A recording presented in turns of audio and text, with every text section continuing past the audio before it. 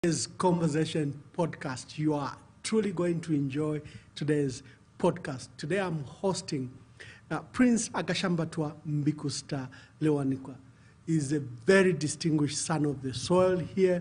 You know him holding many positions and portfolios, and he has participated in the civic, political, and economic affairs of our country. He's been a leading light, especially on public commentary and traditional matters.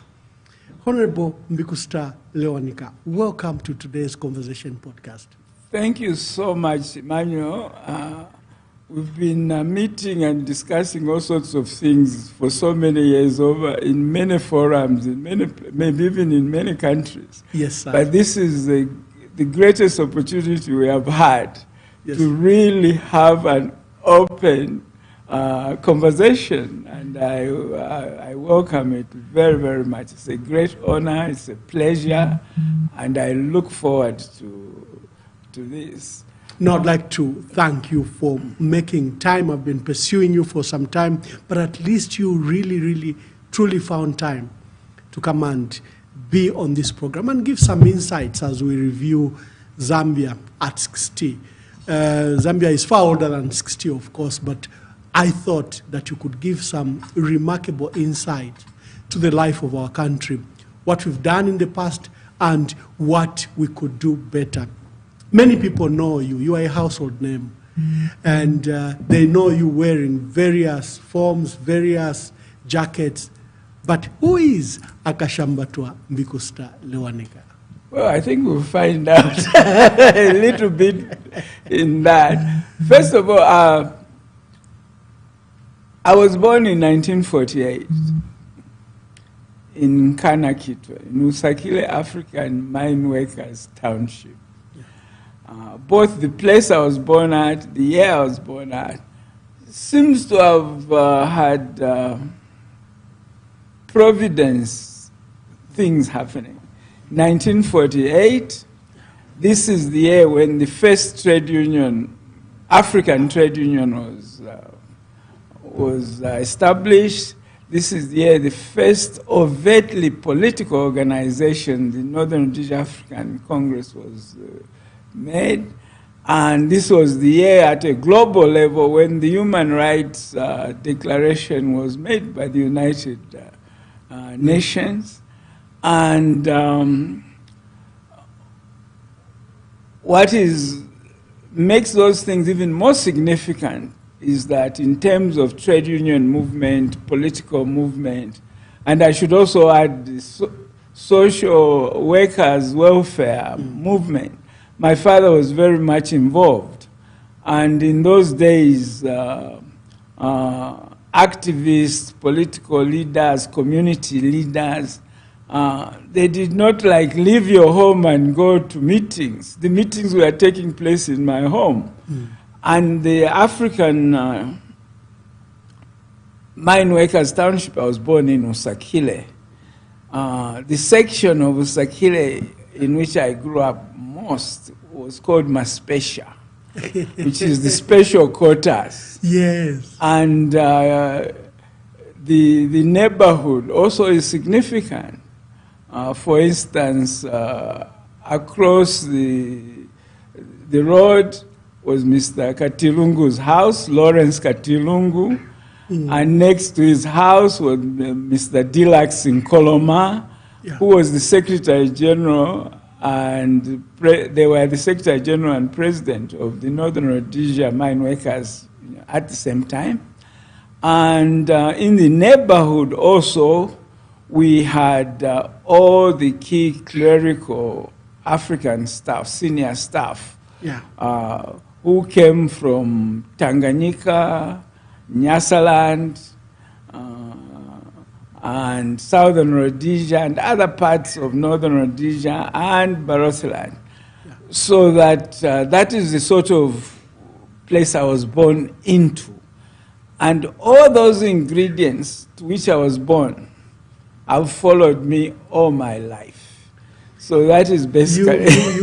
You cannot speak casually about the history of trade unions and social movements in a casual manner, because your father was part of the spearhead of that? Just speak briefly about that. Well, let's talk about trade unions. Yeah. When my father, I think there was a topic you wanted to discuss about me, but the same topic could be said about my father. Correct. That having gone to England with Lutunga Yeta III in 1937 for the coronation of King George VI, he had chosen my father, who was his younger brother, to accompany him, while the Ngambela, the prime minister, had chosen Mr. Su, who was secretary for the Kuta. So the four of them went. When they came back, instead of him celebrating this great opportunity, he found himself being falsely charged with all sorts of issues, which the short of it is that after a couple of years he was banished from the capital of Barotseland.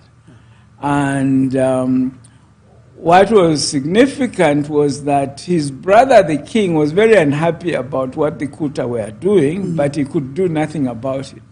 So after he was banished, he was called to the palace, and the Lutunga told him he was very afraid that he may get annoyed and just leave and go away, because he had just recalled him in 1935 from where he was working in Livingstone to come and be his private secretary. Yeah. So he thought he would now go back. And while he was in Livingstone, when he went to Livingstone, he has just come from Fort Hare College. Yes. The same Fort Hare Mandela's, Mbeki's went to in Cape Town at the age of 23. Then the other princes and other senior Induna's children who came with them sort of like settled, got jobs. His nephew, Kalueyeta, who was the son of the then Lutunga, but they were age mates. They were even born on the same day. Yeah. And they were best friends. Became private secretary. So he had no job. So he decided to go to Livingstone, which was very adventurous. While in Livingstone, he became the founder secretary of the first urban welfare association in Zambia, the Livingstone one. As everybody should know that the first one was started at Mwenzo. Yes, in under the 1912. chairmanship of Mr. Donald Swale. Yes. And President Kaunda's father was also one of the founders of those, 1924. So having been in Livingstone, there were also other adventures there, apart from founding this association, the first urban welfare association. Yes. They also in 1933 tried to start a Congress movement. That was the first Congress attempt to have African Some form National of a political Congress. party. Yes. It was not. It didn't go. It didn't go very far. Then another group of people. This time my father was not involved. In 1937, also attempted, and it also didn't go far. So prophetically. So when I was saying 1948, they started the Northern Region African Congress. This is really after almost more than a decade of attempting to establish. Yes. But going back to his banishment, after he was banished, he didn't go to Livingstone. He found a job in Fort Jameson in Chipata, working for some European called Thorncroft. Some of his Afro, it's a famous name. Some of his African offsprings are well known. Yeah, the Thorncrofts. But he didn't stay too long. So in 1941, he went to Kitwe in Ghana. He was offered a job in Kitwe as a senior clerk. At that time, 41 was exactly 6 years after there had been revolts on the copper belt by the African workers.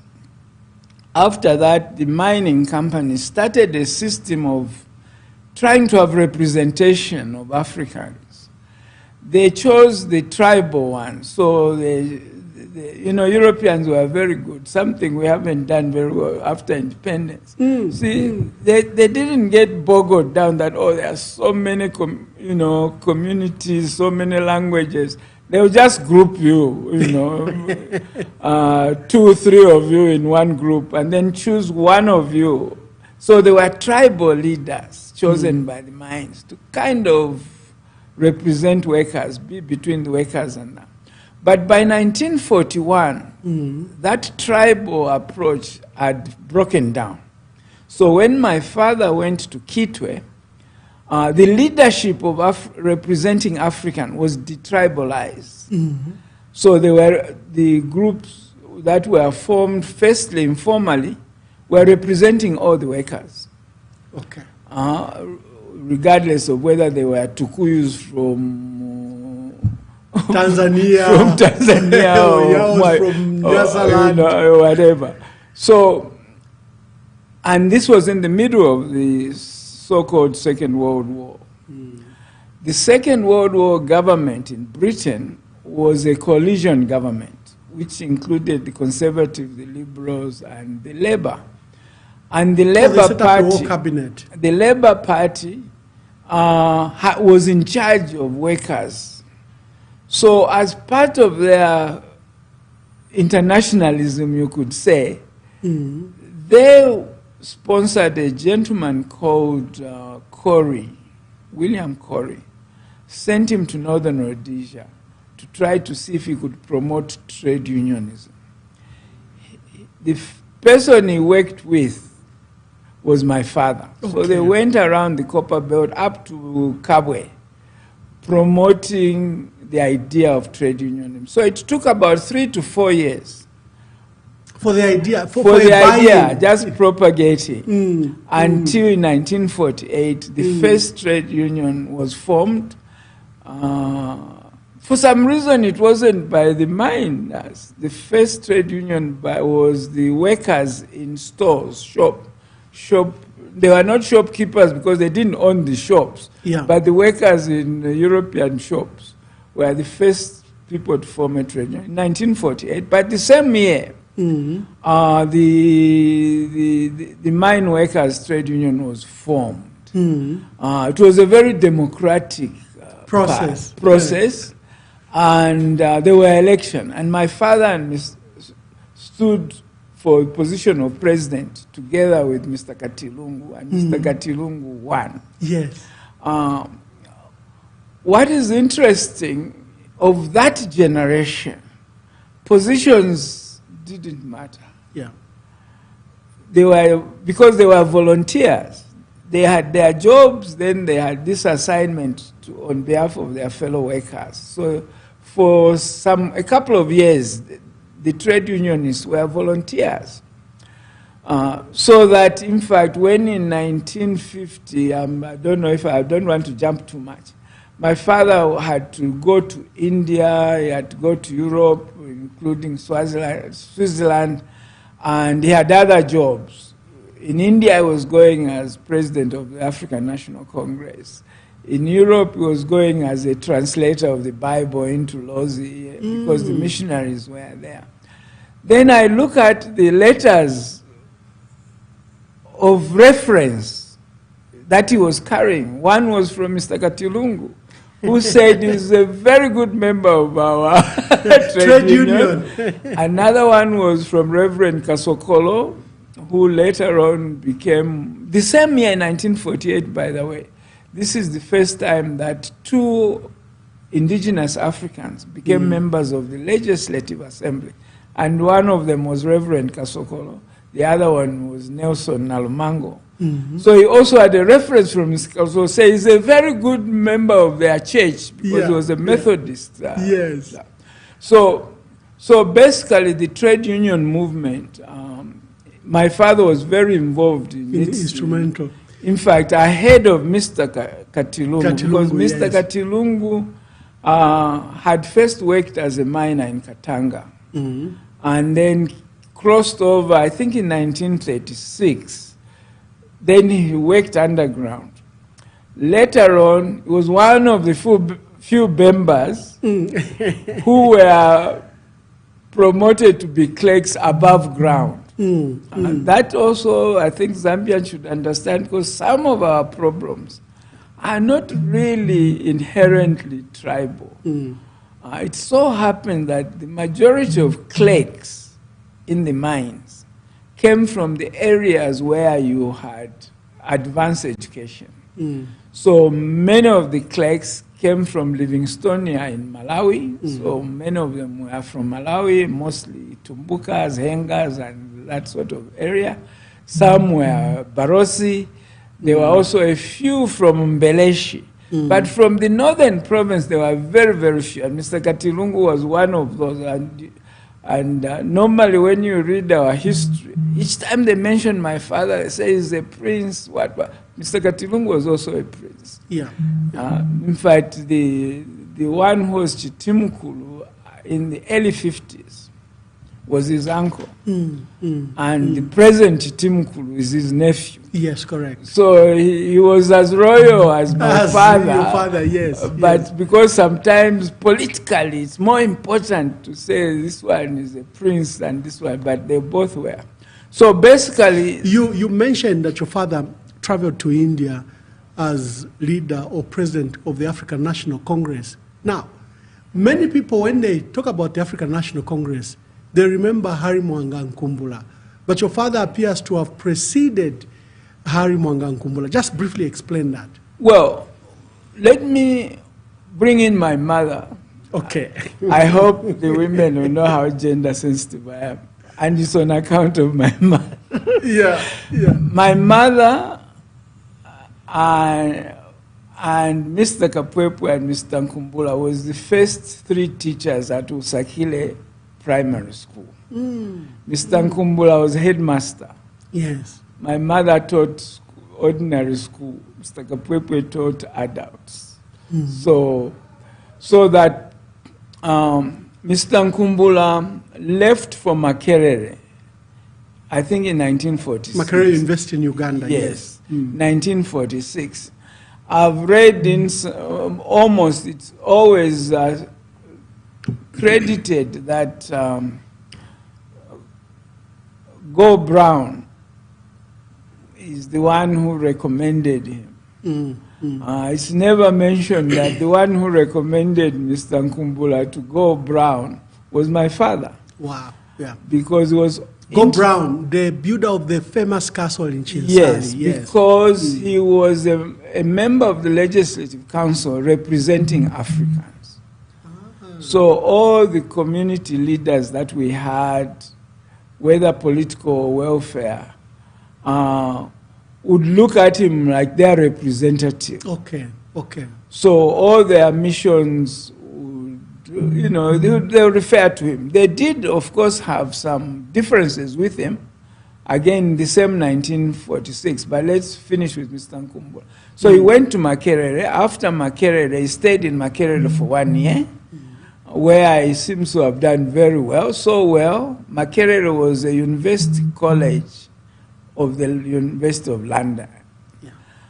So he went to London University to continue with his studies. So when Congress was founded in 48, Mr. Nkumbula was not there. Oh, he was in UK at school. In UK. Mr. Nkumbula came back from UK on my father's third term. They had 1 year terms. Oh, I'm sure the modern politicians think that is too late. So they elected leadership every year. Okay. So he was elected in 48, was elected in 49, in 1950. Was elected in 50, and then in 1951, by that time Mr. Nkumbula had come. Returned. And then Mr. Nkumbula became president. Okay. He defeated my father in the election. There is also a conflict. He himself, my father said he lost by 1 vote. But many records said he only got 1 vote. Oh, I see. But I think there was a question of language. Yes, yes. Because my father said, in fact, he did not vote for himself because he preferred Mr. Chileshe. Oh, okay. The Chileshe who later became the first African mayor of Lusaka. Yes. Oh, okay, okay. Who had also been in London and was a great friend of Serese Khama. Mr. Chileshe was a great friend of Serese Khama Botswana. While they were in London. So that is the sort of group. So my father was involved in the founding of the trade union movement. And the African National Congress. He actually and the African National provided Congress, leadership yes. for 3 and years. And before that, the same critical 46. 46 is also an interesting year because one, the Europeans formed a political party, which they called the Labour Party, led by Roy Welensky. Who was then a train driver, resident in Kabwe.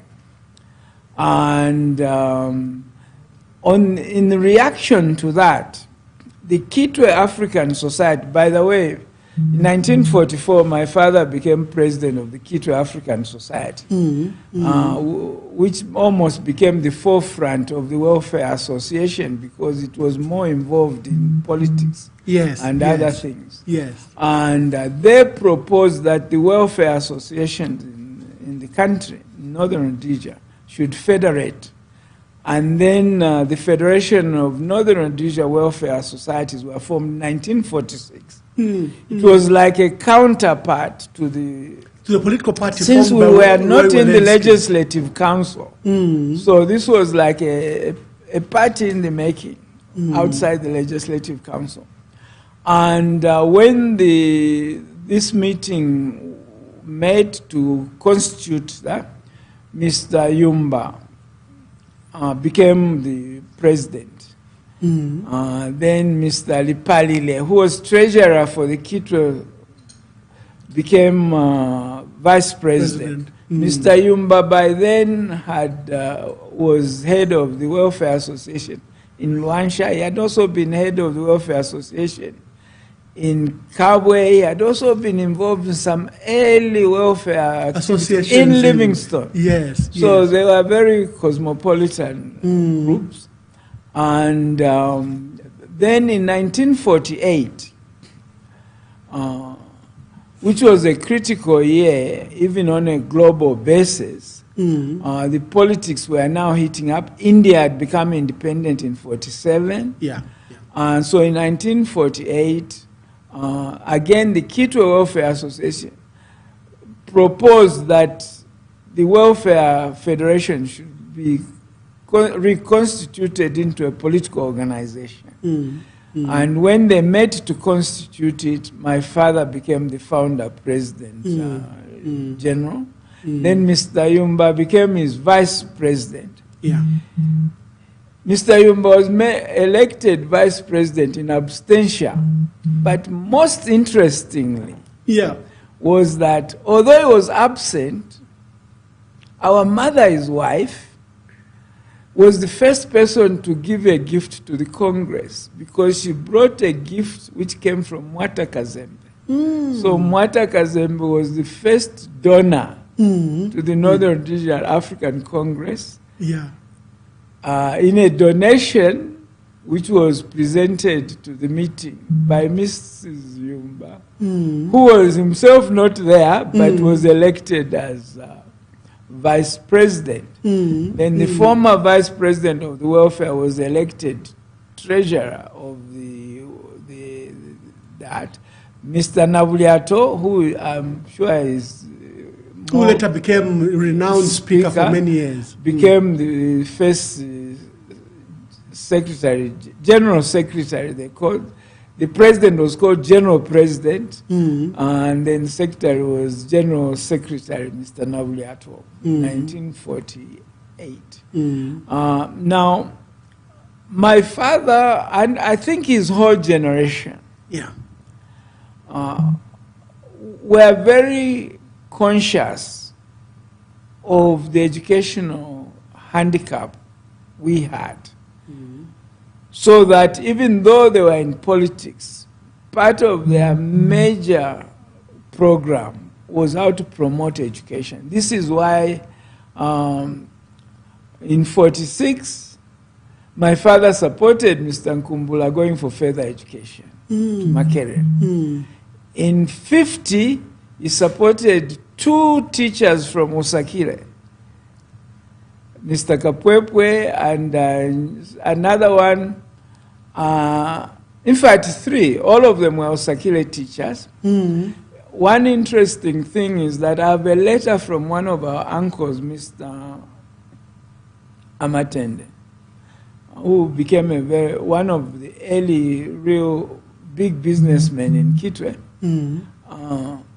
recommending for my father to say, if you have 3 scholarships, he has 5 Barosi people to recommend who are very good boys. Yeah. This scholarship, which my father negotiated with Prime Minister Nehru and got from India, were basically to him. And he decided that one of them should go to Mr. Kapwepwe from Chinsali, the other one should go from another person who was Kaonde, but from the Copper Belt, and then Barosi, who was Mbunda. They are the first one who went to India in 1951. He didn't look at it that let me give my kin and kith the opportunity. They were nationalistic in approach all the time. Even in his statements in India, one of the things he said in at least 3 of his speeches was that we are basically above tribe. We are Africans, so that was basically the policy. So when you look at later years policies of tribal balancing and so, it was there from the very beginning. As I said, by 1940-41, the tribal representation of workers in the mines had broken down. The leadership was now not based on each leader looking after his tribe and then reporting on that. So that issue was also available for that. And that's why I had to, because in the casual manner you had mentioned your father, he just looked like an ordinary father, but he was not. And as a history you have just demonstrated, is right at the core and foundation of our country. And yes, and the trade unions, welfare societies, and later political parties is then what drove us to independence. In fact, the same people were spearheading the worker welfare are the same people who have spearheaded the formation of the trade union. They are the same people who spearheaded the political parties. And they did so as volunteers. They were not full-time. By the time I was even old enough, by the time Mr. Katilungu and Dilax in Koloma, who were in our neighborhood, moved from the neighborhood because they ceased to be workers of Rokana mine. They became full-time workers of the trade union, and they had to move out of they were running the party secretariat. They had to move out of the mine workers compound. So they went to what is that Buchi, Kwacha, that area. We used to call it Richard Costed because it was built by a company called Richard Costed. In fact, some of my first political songs, I have 2 early political songs which I remember from childhood. One was about Mr. Nkumbula. How was it going? Would you remember? I remember it very well. But one of my bestest friends, she knows who she is. She will kill me if I sing because she thinks you can't sing. She thinks I should only sing for her. Anyway, I will say, it says, Tutotele Nkumbula Pamulandu Wachalo Nkumbula Achula Pamulandu Wachalo. I hope beautiful. she passes. Beautiful. Yeah. No, so the Nkoloma one was that when they moved to Richard Coston, Mr. Nkoloma had a vanet. The Secretariat had a vanet. So this must have been maybe 1953. Yeah. And so as they were transporting goods, would jump on the vanet all the way, those who know Kitwe, from Usakile to Buchi. It became a community bus. And then after that, I don't know where he went, then we would have to walk back. But while we were riding, we were always singing, praising him. Because, you know, that Wankoloma Bat Papa or something, Batwala Kosten or something like that. Yes. So basically, the trade union movement was the political movement and so on. Although the Congress itself, the formal formation of the Congress took place in Lusaka. Yeah. Somewhere where the Kawata market is. If you go through all that mess, you'll find a brick house somewhere there. It was, they had one meeting there. The other meeting they had at what was called Munali, which is now somewhere where you have the David Kaunda Technical School. Yes. So that is where the Northern African Congress was founded. That's where my father was elected as president. In Lusaka. In Lusaka. I think I should also drop in that among the students at Munali, which was there, was Mr. Ruben Kamanga. So as a student, he went there and hung around, he didn't even have a seat. So he always said at least he witnessed the foundation of the first place. Of the leaders in the first Zambian government. The only other person who was there was Mr. Kapwepo, who came there as a delegate from the Kitwe African Society. Okay. So that when he was picked to go to India, he was, all the people who were picked to go to India were active members of the Kitwe African Society before Congress was made, and even Mr. Nkumbula was an active member of the Kitwe African Society before he went to Makerere. The evolution of Dr. Kaunda, when does he emerge? Well, let's say this, because as you can tell from what I'm telling you, Kitwe was basically the center. Yeah. He had worked in Kitwe, also in the West, but I think it was for a very little while before he went to Mufurila. So while he was in Kitwe, he was not involved. Okay. In Mufurila, he was kind of involved, but not formally. His real involvement into Congress was after he returned to Chinsali. And by that time, his friends, the Sokoni and Makasa, were also back there. Yeah.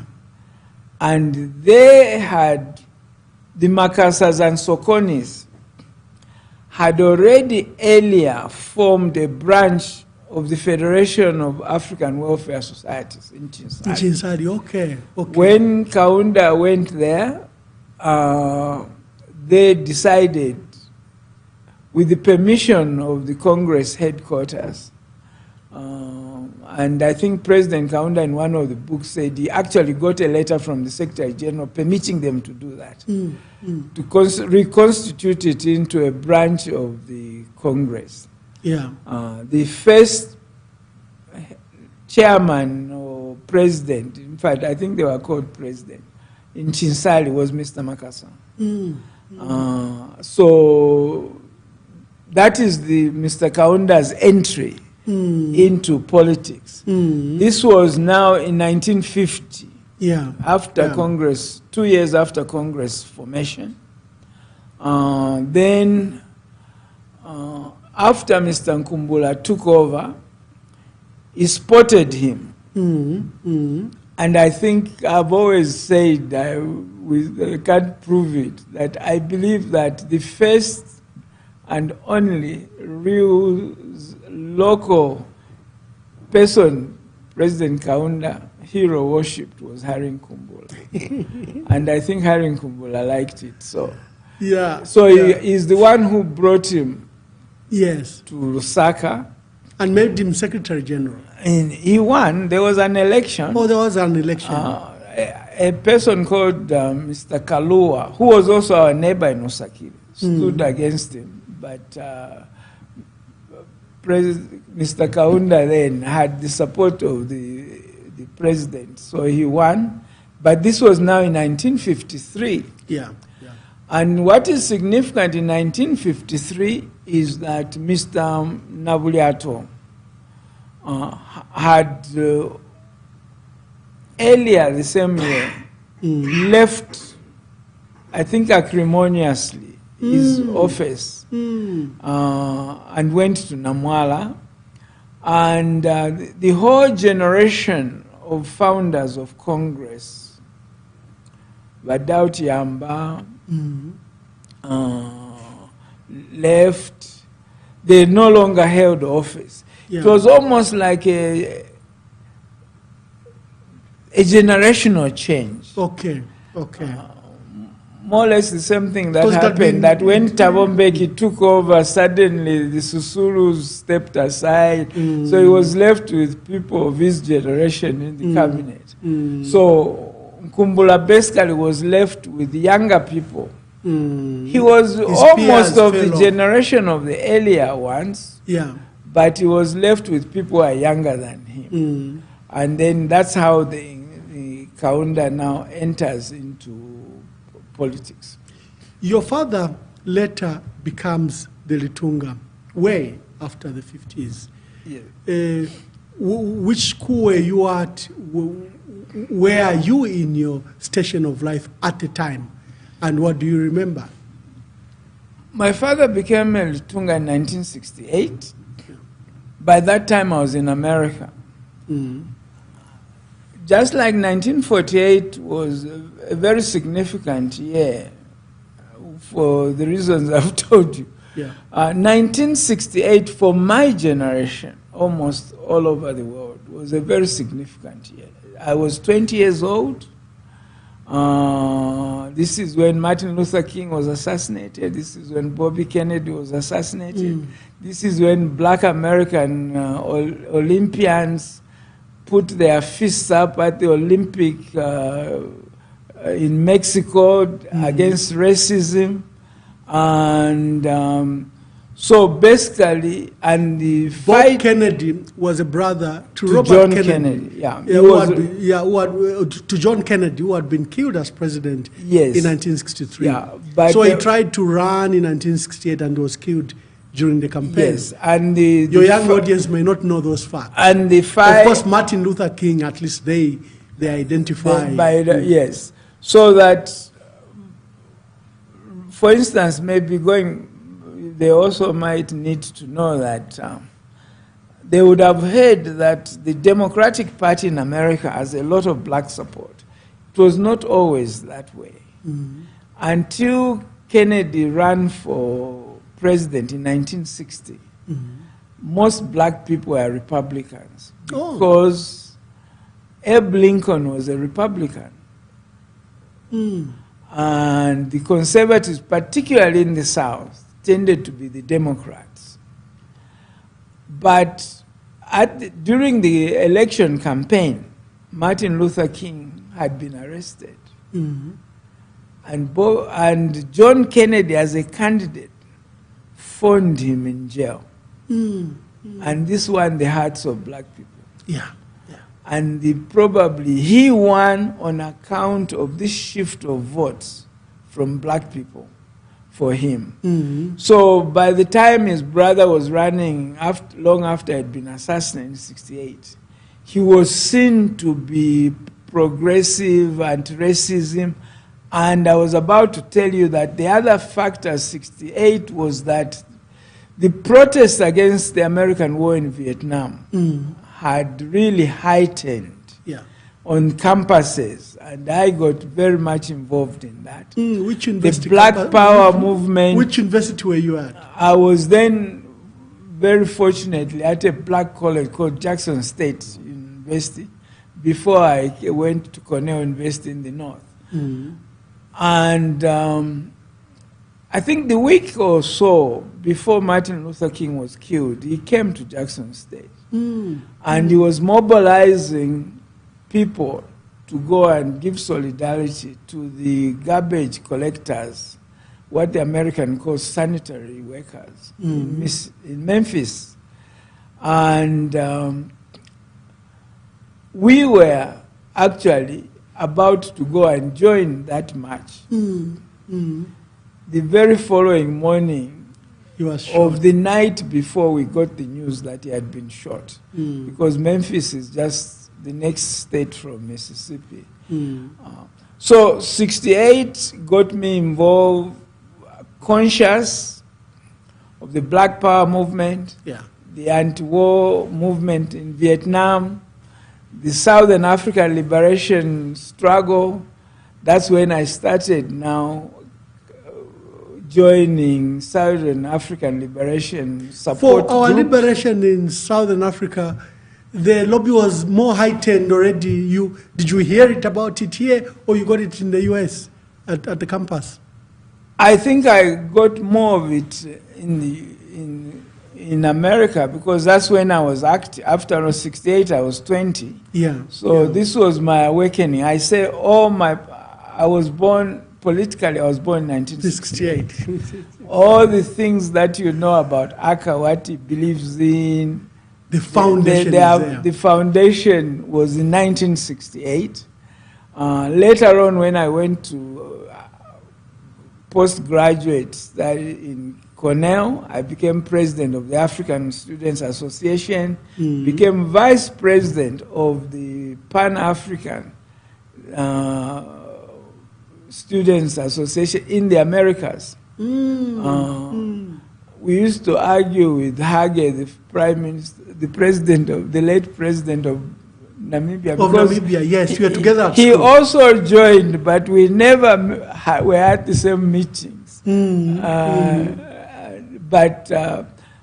the Pan-African PASOA is called, the Pan-African Students Association of the Americas, was started in the 1930s. The first president was Nkrumah.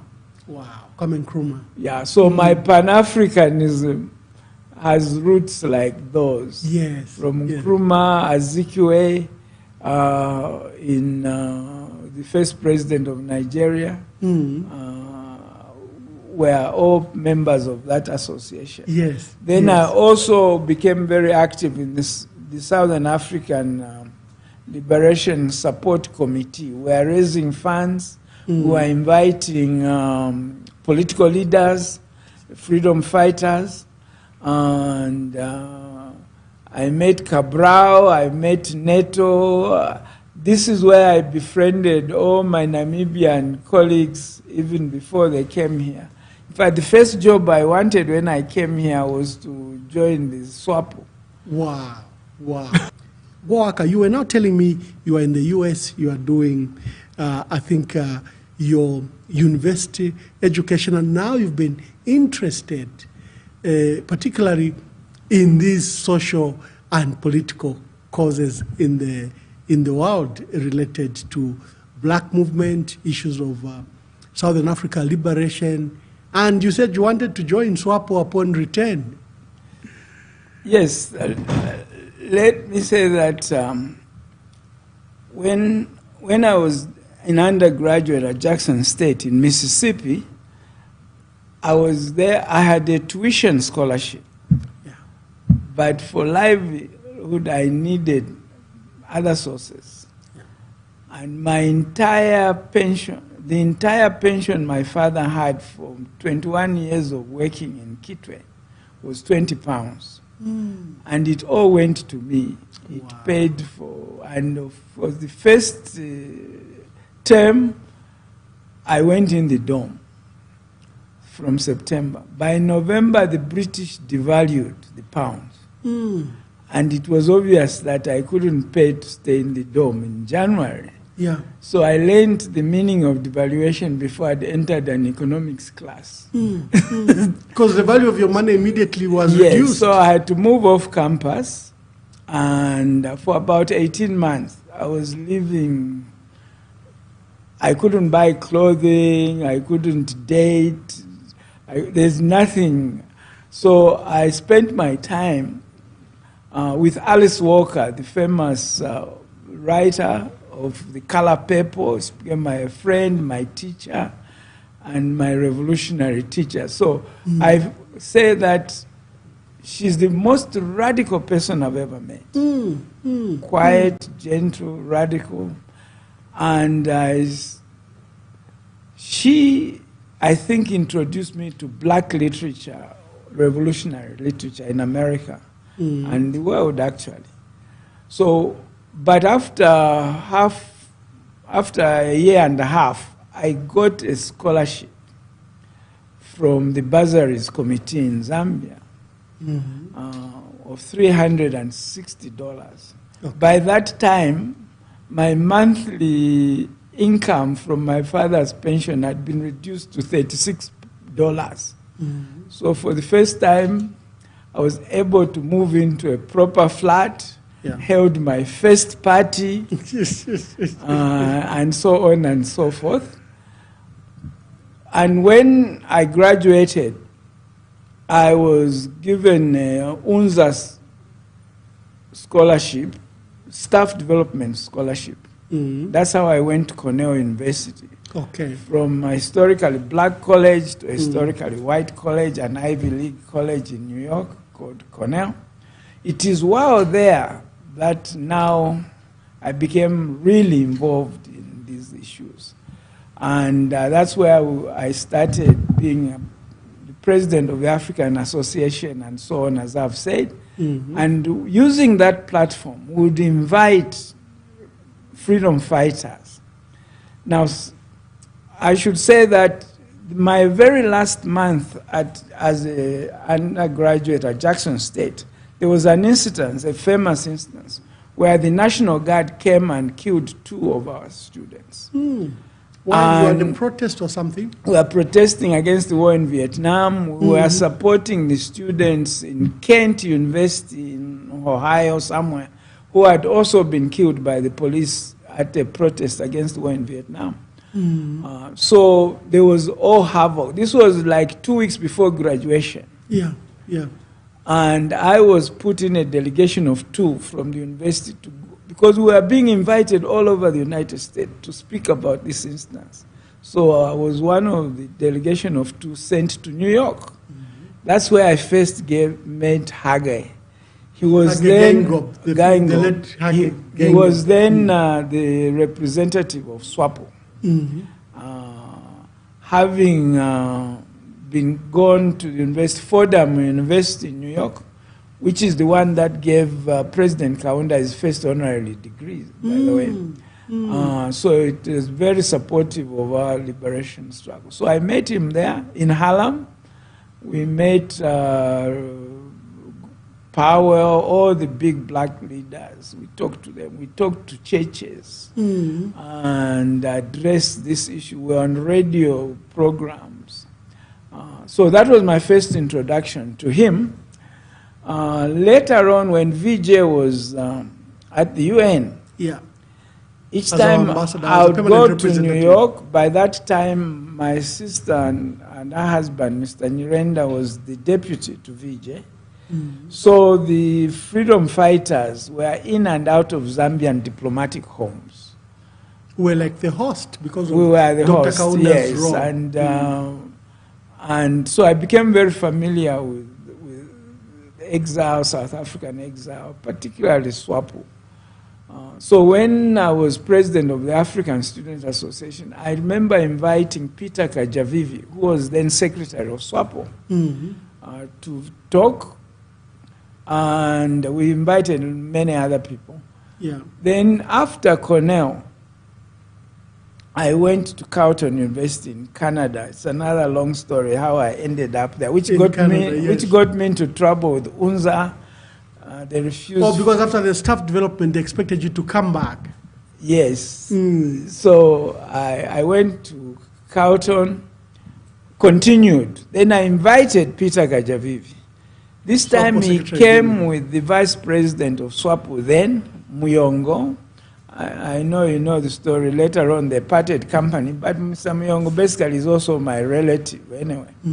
So I became close to SWAPO in that way. So when I came back after Canada, I really wanted to join SWAPO. And then on the ground, it became obvious that, you know, you don't just land in Lusaka and they give you a machine gun and tell you the border to Namibia or something and start shooting.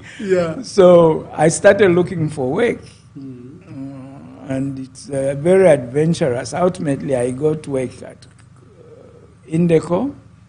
And ironically, when now I became full-time in the campaign against one-party state, both myself and Mbita Chitala, we were given by Hage part-time jobs to teach at the Namibia Institute. So the year when we had resigned from our jobs, we are now full-time on MMD, part-time teaching classes at the Namibia Institute. That is how basically we went into the 1991 issues. 1990, 1991 is a great epoch for our country because you trace from 1964 we're a multi-party democracy. By 1968, Dr. Kaunda feels is losing grip. By 1973, is introduced a one-party state, which period became an oppressive period, some form of dark period in our country. Various people have various views about it. But by 1990, there are these agitations for us to return to multi-party state. This is where the history of our country really, truly records you as being at the forefront. Speak to that. Yes. How did you get to the agitation? How did you feel you could mobilize this first meeting? How come you're not afraid of the one-party state? Because it truly was a difficult, oppressive regime. Well, let's say that it did not, for me, I trace it back to 1983. Okay. Because, in fact, 1981. Because in 1981, when I was working with the National Commission for Development Planning, almost as a volunteer actually. I would go there, participate in the planning, third development plan and the fourth development plan, which didn't finish. And I got to be very close with Dr. Chivuno and some of the people. So some of the people we were working with were Swedes. So they offered me a scholarship to do my PhD anywhere I wanted. Yes. And I was accepted by Boston University. And when I went there, Indico leadership was not happy with me, so they put me on unpaid leave. Oh, because you had organized this scholarship outside. Yes. Management. But it was a very funny process because when I told Dr. Chivuno that my bosses don't want me to go, he said it's too embarrassing. You have to get them to write a letter. So I went to my MD to say, they want a letter from you. So they said, fine, you draft it. So I drafted a letter, which included that I couldn't go that year because I'm working on NCZ project, which is what I was working on. And, but can they reserve it for the following year? Since all they wanted was to stop me, they signed it. When the year came, 81, that is the time when Zimbabwe was getting its independence, which again I was very involved in. I produced a book of poetry which was going to be launched in Zimbabwe. with the Minister of Constitutional Affairs, Ed Zobo, as guest of honor. But this is the time I was supposed to fly out to Boston. And Indico wasn't giving me permission. They dilly-dallied. I ended up going. And then they wrote me that I'd absconded. And because I'd absconded, they won't put me on paid leave. So I couldn't finish my PhD. People think I've been busy collecting master's degrees. Yeah. All of them have stories where I didn't proceed. So this one, I had to come back after my third master's degree. Yes. When I came back, they were still annoyed with me. Yes. And but you say something very fundamental, that you are involved in the NCZ project. This is the largest, one of the largest, I think, industry we've ever had outside the mining sector. And I'm told you, the experts, had recommended, especially for raw materials, that it could be best. Is it in Isoka or where? Just briefly speak to that. Well, basically, it is also related to the UDI in Zimbabwe, that the mines are dependent on coal from Wange. Yeah. And with the closure of the borders, the threats of closure even before that, it became imperative to look for a coal mine on the other side of the river, and Mwamba was identified. Having politically decided to have a coal mine, in order for that coal mine to be economic, it was not sufficient to supply the mines. So we were looking for any other thing which can take products from there. So now, the decision of what technology to use for fertilizer was politically decided that it should be one that uses coal. Yeah. And this is where now the problems begin. Yes. Then also supposed to provide some product, Kafilonda, for dynamite, blah, blah, blah. Okay? So that was the theory. But now, if you are going to use a coal-based technology, it means it needed phosphate. Okay. Now, everybody knew that we had some phosphate along Petauke, that area. But up to date, we haven't exploited it. So the economics of a coal-based fertilizer plant depends on the economics of procuring a phosphate. If we didn't provide it from our own resources, then we had to import a composite, more or less a pre-made fertilizer bag, so that physically the same weight of what we imported is what came out. The only thing we got from coal was basically, shall I call it simplistically, the vapor to mix with this thing. And it could never be viable. Worse than that, the first part of NCZ was built by the Japanese as a unit. The expansion was built by about 3 different, a German company, a French company, maybe 2 German companies, I forget. So that basically the NCZ plant is like 5 factories in one, producing different technologies, yes. Yeah, and also just feeding into each other. So plus this basic lack of phosphate, then this mixture. Then by the time we were finishing, the economy was collapsing. Sometimes I feel Zambians do not appreciate that the Zambian economy collapsed in 1973. Wow. From 1973 until the early 90s, we were in regression, straightforward regression, except for 1 year, 1988, when we broke away from the IMF and the World Bank. That is the only year the Zambian economy grew. And you mean, now that's fundamental work, that's very fundamental. The year we broke away from the IMF and World Bank, we actually registered a positive growth in our economy. Yes. Why? What would you attribute that to? One, it was also almost mechanical, because now we were allocating foreign exchange directly. That I want 20 cars, how much foreign? Okay, maybe produce 5 of them. We'll give you the forex you need. So that there was even a program called FEMAC at the World Bank, at the Bank of Zambia, for precisely allocating foreign exchange.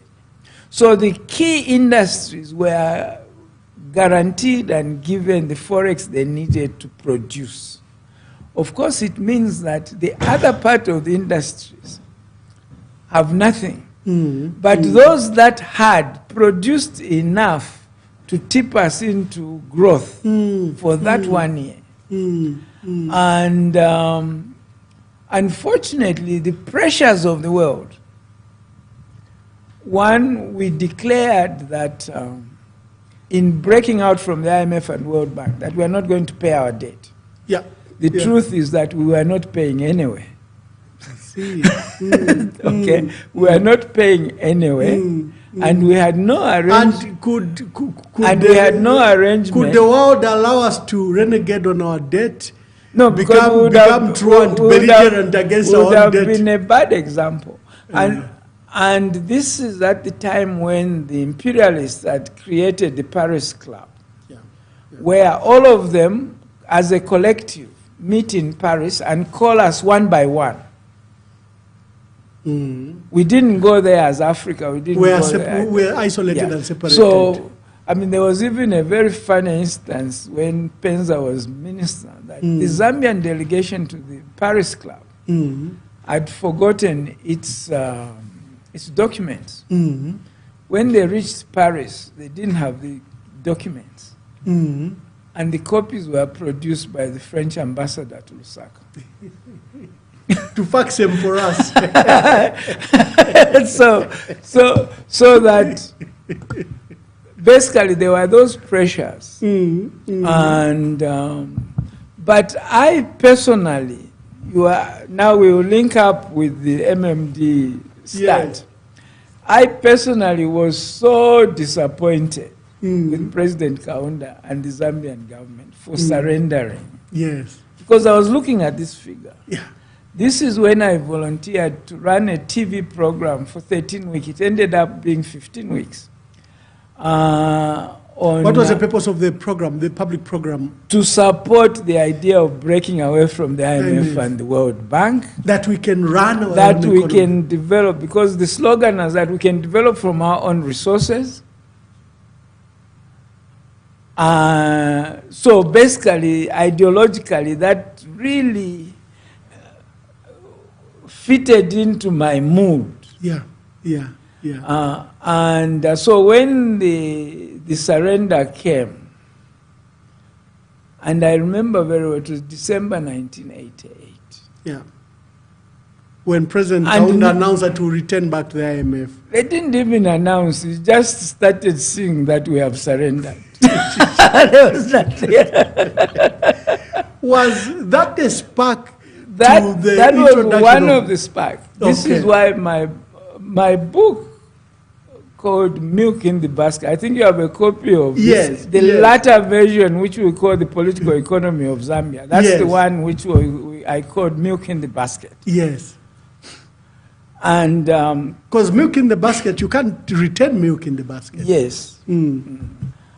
So that I became very disappointed. At the same time, I also became disappointed with what we were doing in Indico. I was group director of projects. Yeah. So some of the projects we built were the Mansa batteries, the Chipata factory, bicycles, plant, yes, and maize mills and all sorts of things. Now, these were directed on the philosophy of import substitution, which, by the way, was our original recommended strategy at independence. Before independence, the World Bank got Professor Sears from Oxford He's the one who supervised our interim development plan, our first development plan of Zambia, based on this import substitution. Now, the logic of import substitution is linked up to another pressure we were getting from the West, that we shouldn't go into heavy industry. We should just add value, middle stuff. There was a big economic arguments all over the world, which was ideological. Because the Russians, the Chinese, started with their development plan, not only with small scale, they started with heavy industry, small scale, all this. They combined. But we were being advised to take baby steps first, with no program to graduate from being babies. Yeah. Okay? So, even in the 1970s, when Indico was nationalized, became a national entity, it came from nationalization. Yeah. But most of the industries in Indico became the ones we built ourselves, based on this import substitution model. Yes. Which was earlier recommended by the World Bank, but which is fundamentally faulty, because you set up a factory, a battery factory. Instead of importing a pre-made factory, you import maybe 10 little bits of it, and then come and assemble it. Now, it was basically just assembly processes. So that the foreign exchange required to get it in pieces was not different from the one, was worse than the ones required for importation. Now, one of the issues, very funny instance, happened when we were now commissioning, and I was now in charge of Mansa batteries. First, we ordered the machinery. Yeah. It got bogged. From Finland, is it? From Finland. It got bogged down at the port in Lobito. At that time, the Banguela Railway was still operating. Yeah. But later on, UNITA, with the assistance of the Americans, sabotaged it. Yes. Today, Biden is about to come to invest in the Lobito, which they had helped destroy. That's another story. Yeah. So then we had to order another one, but it was insured. So the insurance people did a trick on us. Instead of bringing a new plant from Finland, they brought a plant that had been sent to the Middle East. So when it landed, we fixed it, everything was installed, and the Finnish Prime Minister came at the opening. He was accompanied by Mainza Chona. Yes. And the very funny instance, I stayed in Mansa for a week, trial runs, everything was working. Yes. When the Prime Minister pressed the switch, nothing moved. Oh. What happened? So now we had to investigate what happened. That's when the Finns themselves found out that we had been given, this is not machinery we had ordered. Oh, I see. So the Prime Minister ordered that they supply us a proper one, which they did. So finally we had to redo it. Now, one of the things we learned, I learned, which disturbed me most, is to discover that all the justification we are talking for why we should have Mansa batteries were not right. One, we thought we were taking development to rural areas. But when we looked at the people we employed, all of them are the ones we got from Lusaka and the Copper Bells. Yeah. Except for 4. Wow. 3 of those 4 were security guards. So it is not true that we took that you went to create jobs. Because the understanding was that by locating these industries, there will be employment in the area. So that didn't work. And then we took manganese. At that time, it was not a commodity like now. So we go to a few hills, get our manganese. We paid nobody. A few lorries satisfied with all the manganese we needed. So there was no benefit locally from manganese suppliers. Yeah, yeah. Then the whole economics of it. Then I really looked at my bicycle plant in Chipata, which was a little better economically, because the worst thing about the batteries is that although most of us, apart from people like me, most of us are just first-generation villagers. Yeah. But even first-generation villagers, the minute they've been in town, they forget how people live in the village. Yeah. So we were acting as if people in the village would be using torches to stay up at night up to 10 p.m. or whatever, watching TV, whatever, the way we live. Yeah. But the natives long discovered that with dry cell batteries, their greatest use is for radios. Yeah. And if you put them in the sun, they regenerate. So you don't have to keep buying batteries. Yes, yes. So there was no market.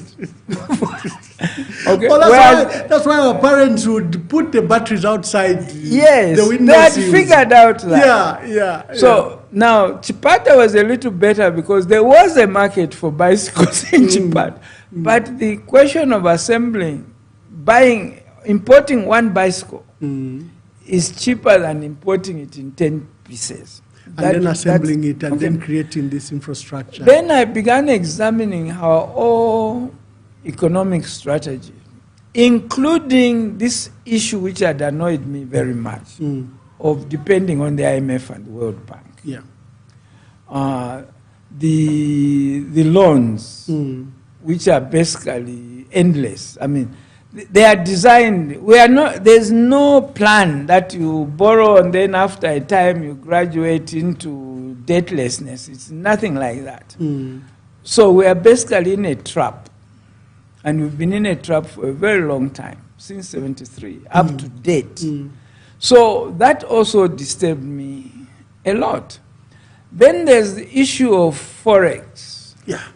The critical shortage of forex. In other words, what made us artificially look like we had grown in 88 was just manipulation of how you allocate forex. It didn't mean we had more dollars or we had actually developed, just on paper.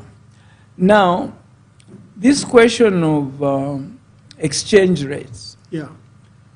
Like you have an election. If you elect a Ramaphosa, the whites are happy, so your rand goes better. If you elect a radical, they are puppet. But they'll still go back to their normal exploitative relationship. They may celebrate a little bit, but nothing has changed. Yeah. So that when we are talking about, in the Zambian case, that if you devalue the kwacha, then your export goes up.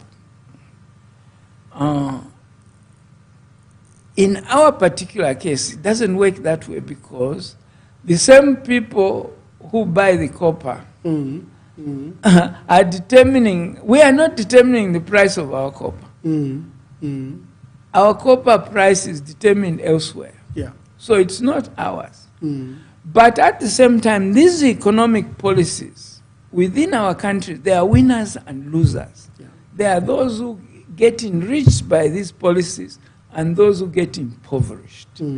Now, my thinking was that if the people genuinely had power over their government, even how much to devalue, what to devalue, what economic policies will be driven by our people's interests. Yeah.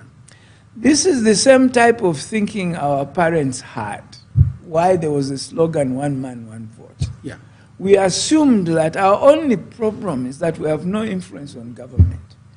If we have the vote, will influence that government. Then whoever rules us will have to follow us.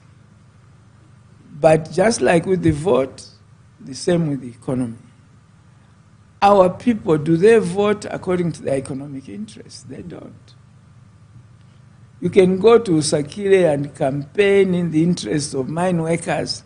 They may vote for whichever guy has bribed them. They vote for their relative. They vote for the one who has said you are the one going to replace Emmanuel in Addis Ababa, rather than your interest as a mine worker. PLO Lumumba sums it very well from Kenya, your dear brother. Yes. He says he tried to participate. He says, let me make the changes practical. So he participated in an election. He propounded what was good for the community, how the community can come better. And his opponent didn't even bother to come to that area until the last day. Came with a bag of money and took the election. Yes, yes, yes.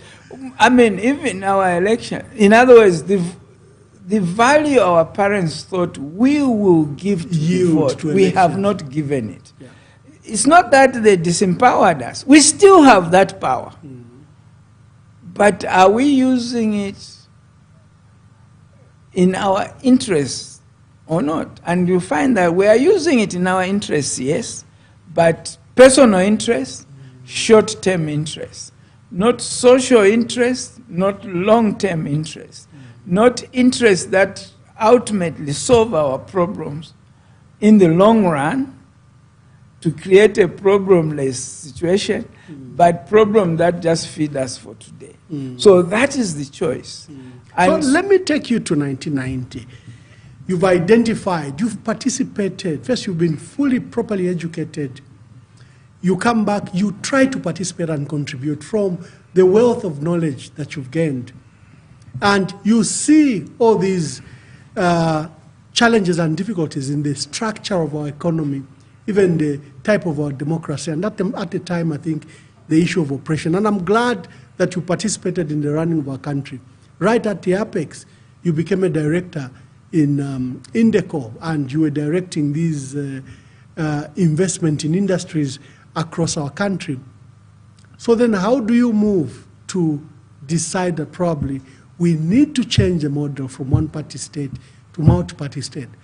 And whose idea was it? I know that, for example, ZCTU under Frederick Chiluba in '89 had voted as one of their Congress resolution that the country must go to multi-party state.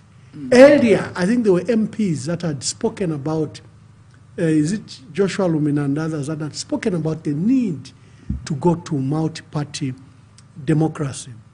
But I think history records you and Bita Chitala as the one that really formalized those thoughts and called for a conference.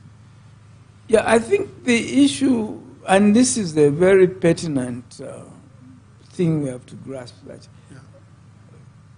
it is easier to know what the problem is. And it's not very difficult to know what the solution is.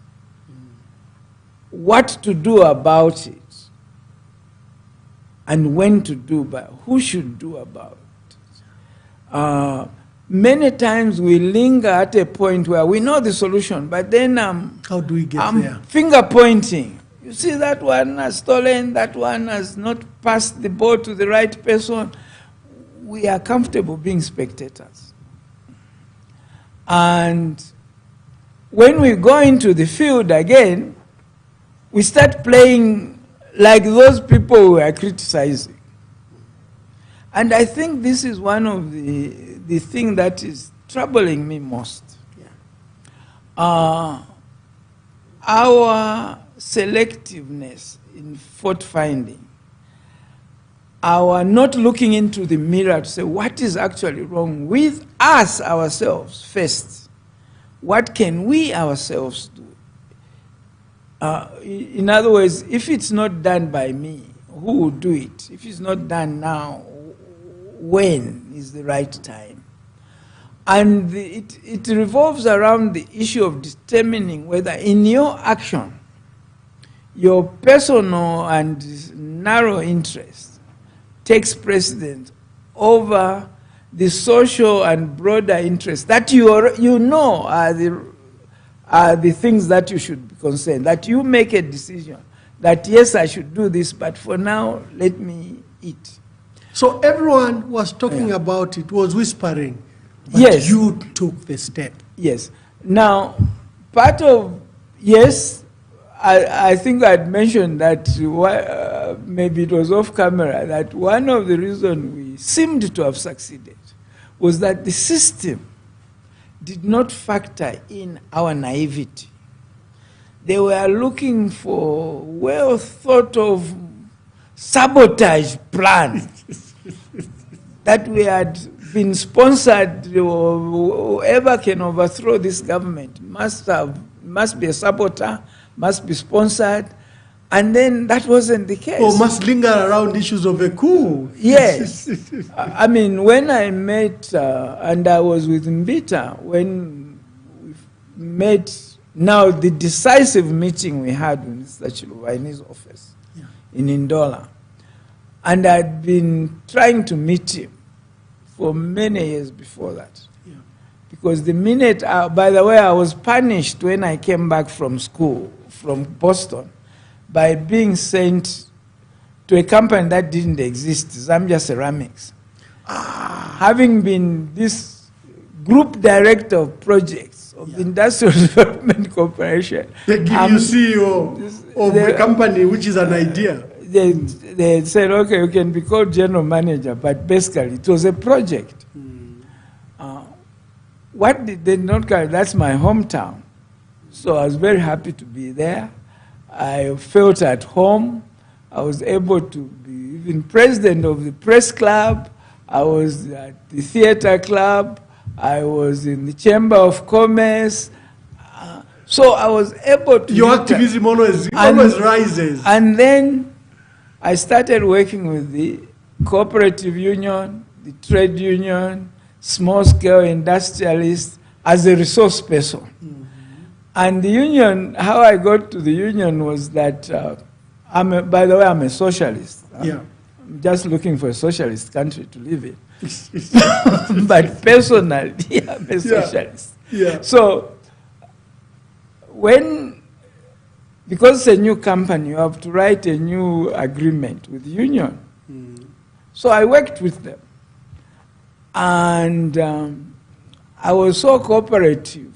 I mean, I put in the collective agreement things they did not even expect. Anticipate. So I was supposed to be the enemy on the other side, became their colleague. So they started inviting me to their workshops and all over the world. Meanwhile, I'd come armed with this book, Milk in the Basket. This book was my dissertation at Boston University. I was trying to figure out why these Mansabatis were not developing.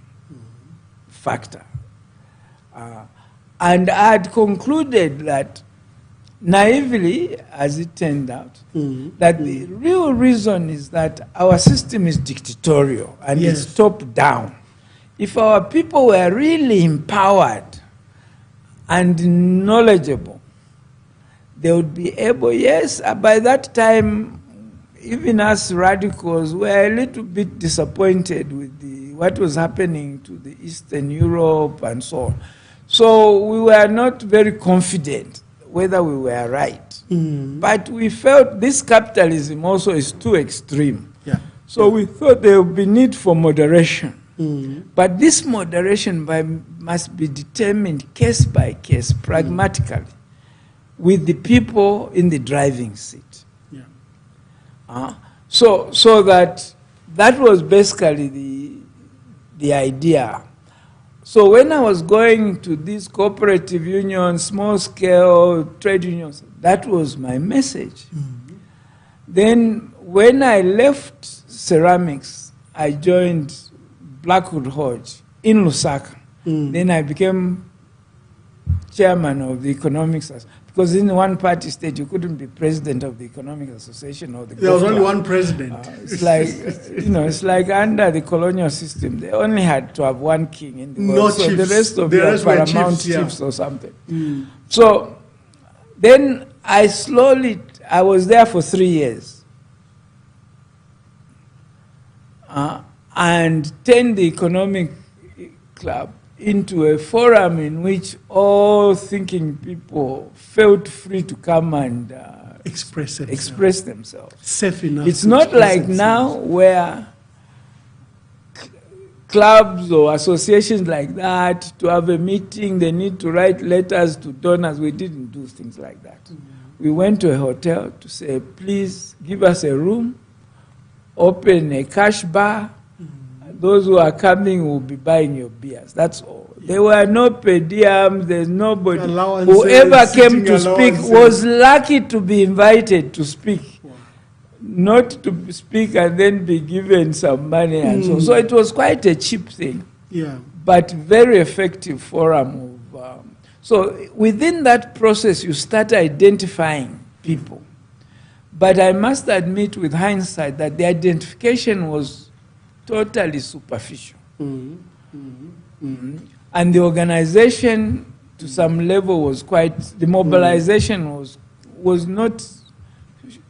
superficial. And the time was squeezed. So there wasn't time to really know each other very much. But the idea that there had to be a change. Yes. To surprisingly, the people captured it immediately. I mean, you were saying maybe we started MMD, but sometimes when I think back, yes, because wherever we went, people were just waiting to see us. Otherwise, our ideas and their ideas were one. Yeah. And they organized themselves. We were just the pieces being used for them.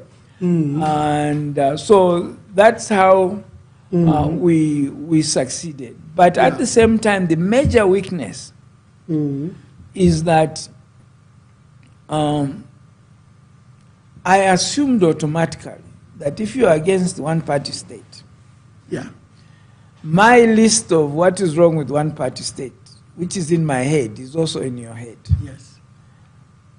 Which was a major mistake. Because people had quarrels with one-party states of all sorts. Yes. Sometimes like even... Yeah, over time. Like I was, in fact, my quarrel with UNIP is that I was more UNIP than UNIP at the time. And you didn't like I what wanted UNIP had a become. UNIP that to break away from the IMF and the World Bank. Yeah.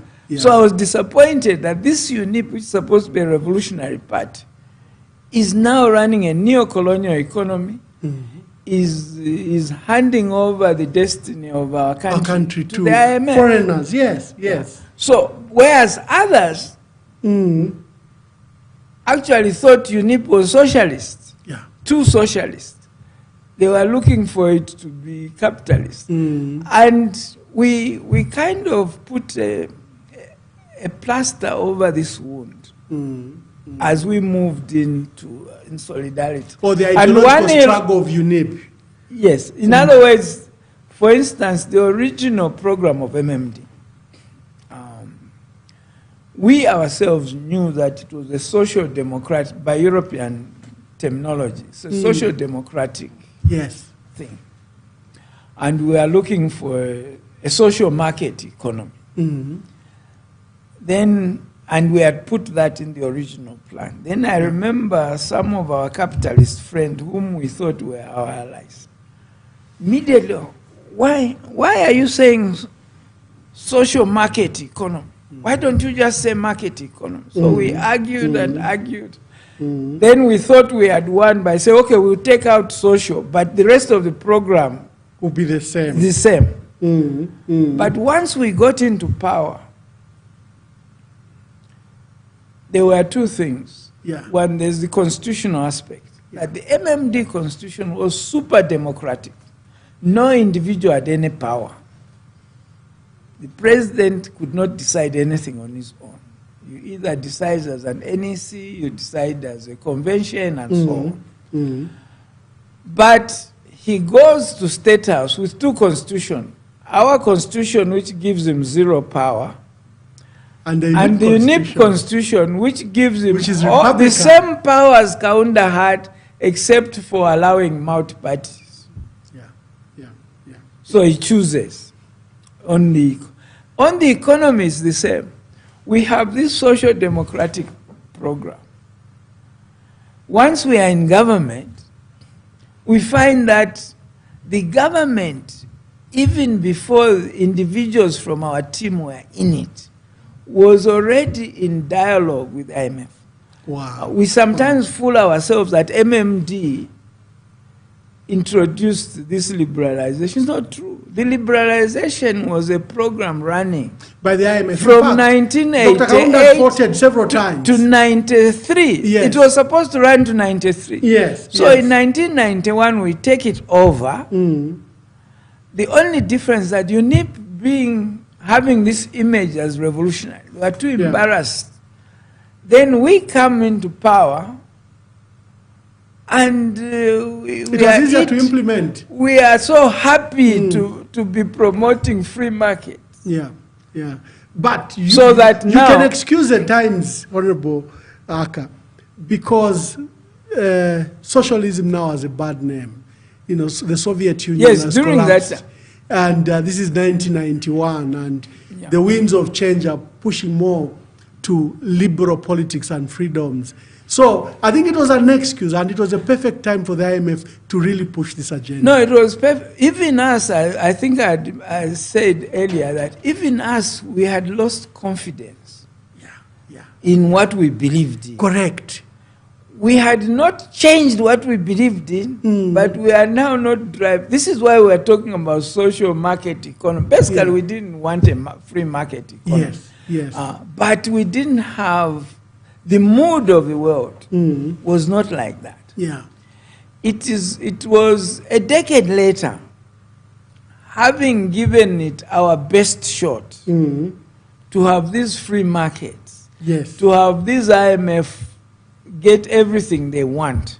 Then at the end of the day, you discover that nationalization and privatization, there's no difference. The winners, after we nationalized, we gave the management contract to Anglo-American. Yeah, correct. When we privatized, we gave the mines to Anglo-American. Yes.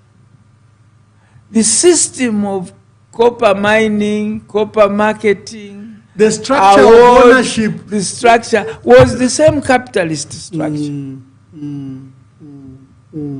So that we began to gain some confidence. Like now, I'm so confident. I wish I was just a little bit, even 5, 10 years younger. Yes. I'm ready for revolution. better armed with experience. Yeah. I know the cost of compromise.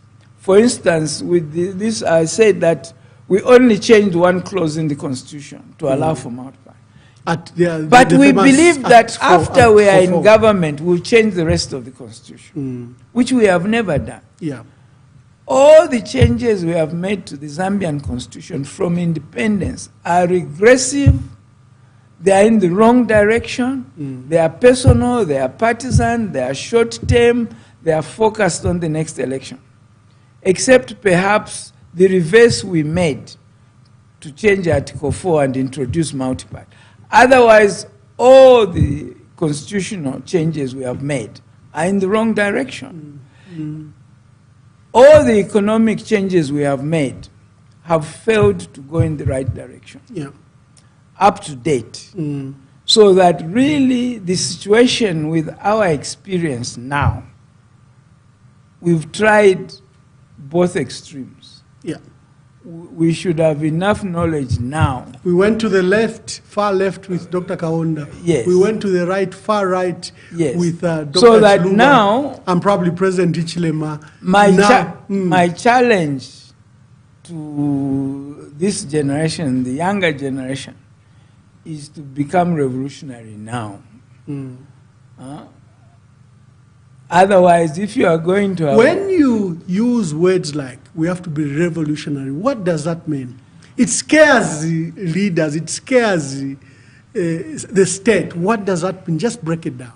Well, basically, it's to really decolonize. You see, because we have to go back to the basics. Yeah. What was the mission? We were talking about our fathers and the earlier generation. what were they fighting against? Why were they fighting? They were fighting colonialism. And what is colonialism? Colonialism is to take power from our indigenous institution, our African institution, over land and natural resources, is to take away the power to govern ourselves from our indigenous government structures, our African structure, or Africanist structures. So that is the basic thing. And this is not what we got as independence, didn't do that, was not designed to do that. And up to now, we haven't done that. But of course, we must understand that when we say give back these powers to indigenous Africanists, we must understand that, well, they did have this power. Why did they lose it? So we have, again, in addition, we don't change our goal that we must have this power. Yeah. But we are saying, what else do we need to do to reinforce ourselves so that next round we will not be so easily disempowered? So those are the things we should be discussing now. We have the last 60 years. Like we have learned what Dr. Kaunda did, what Dr. Chuluba did, Levi Mwanawasa, President Rupia Banda, Michael Sata Edgar Lungu, and President Hakainde Hichilema is now taking us into the next 60 years. What have we done wrong, which we could do better?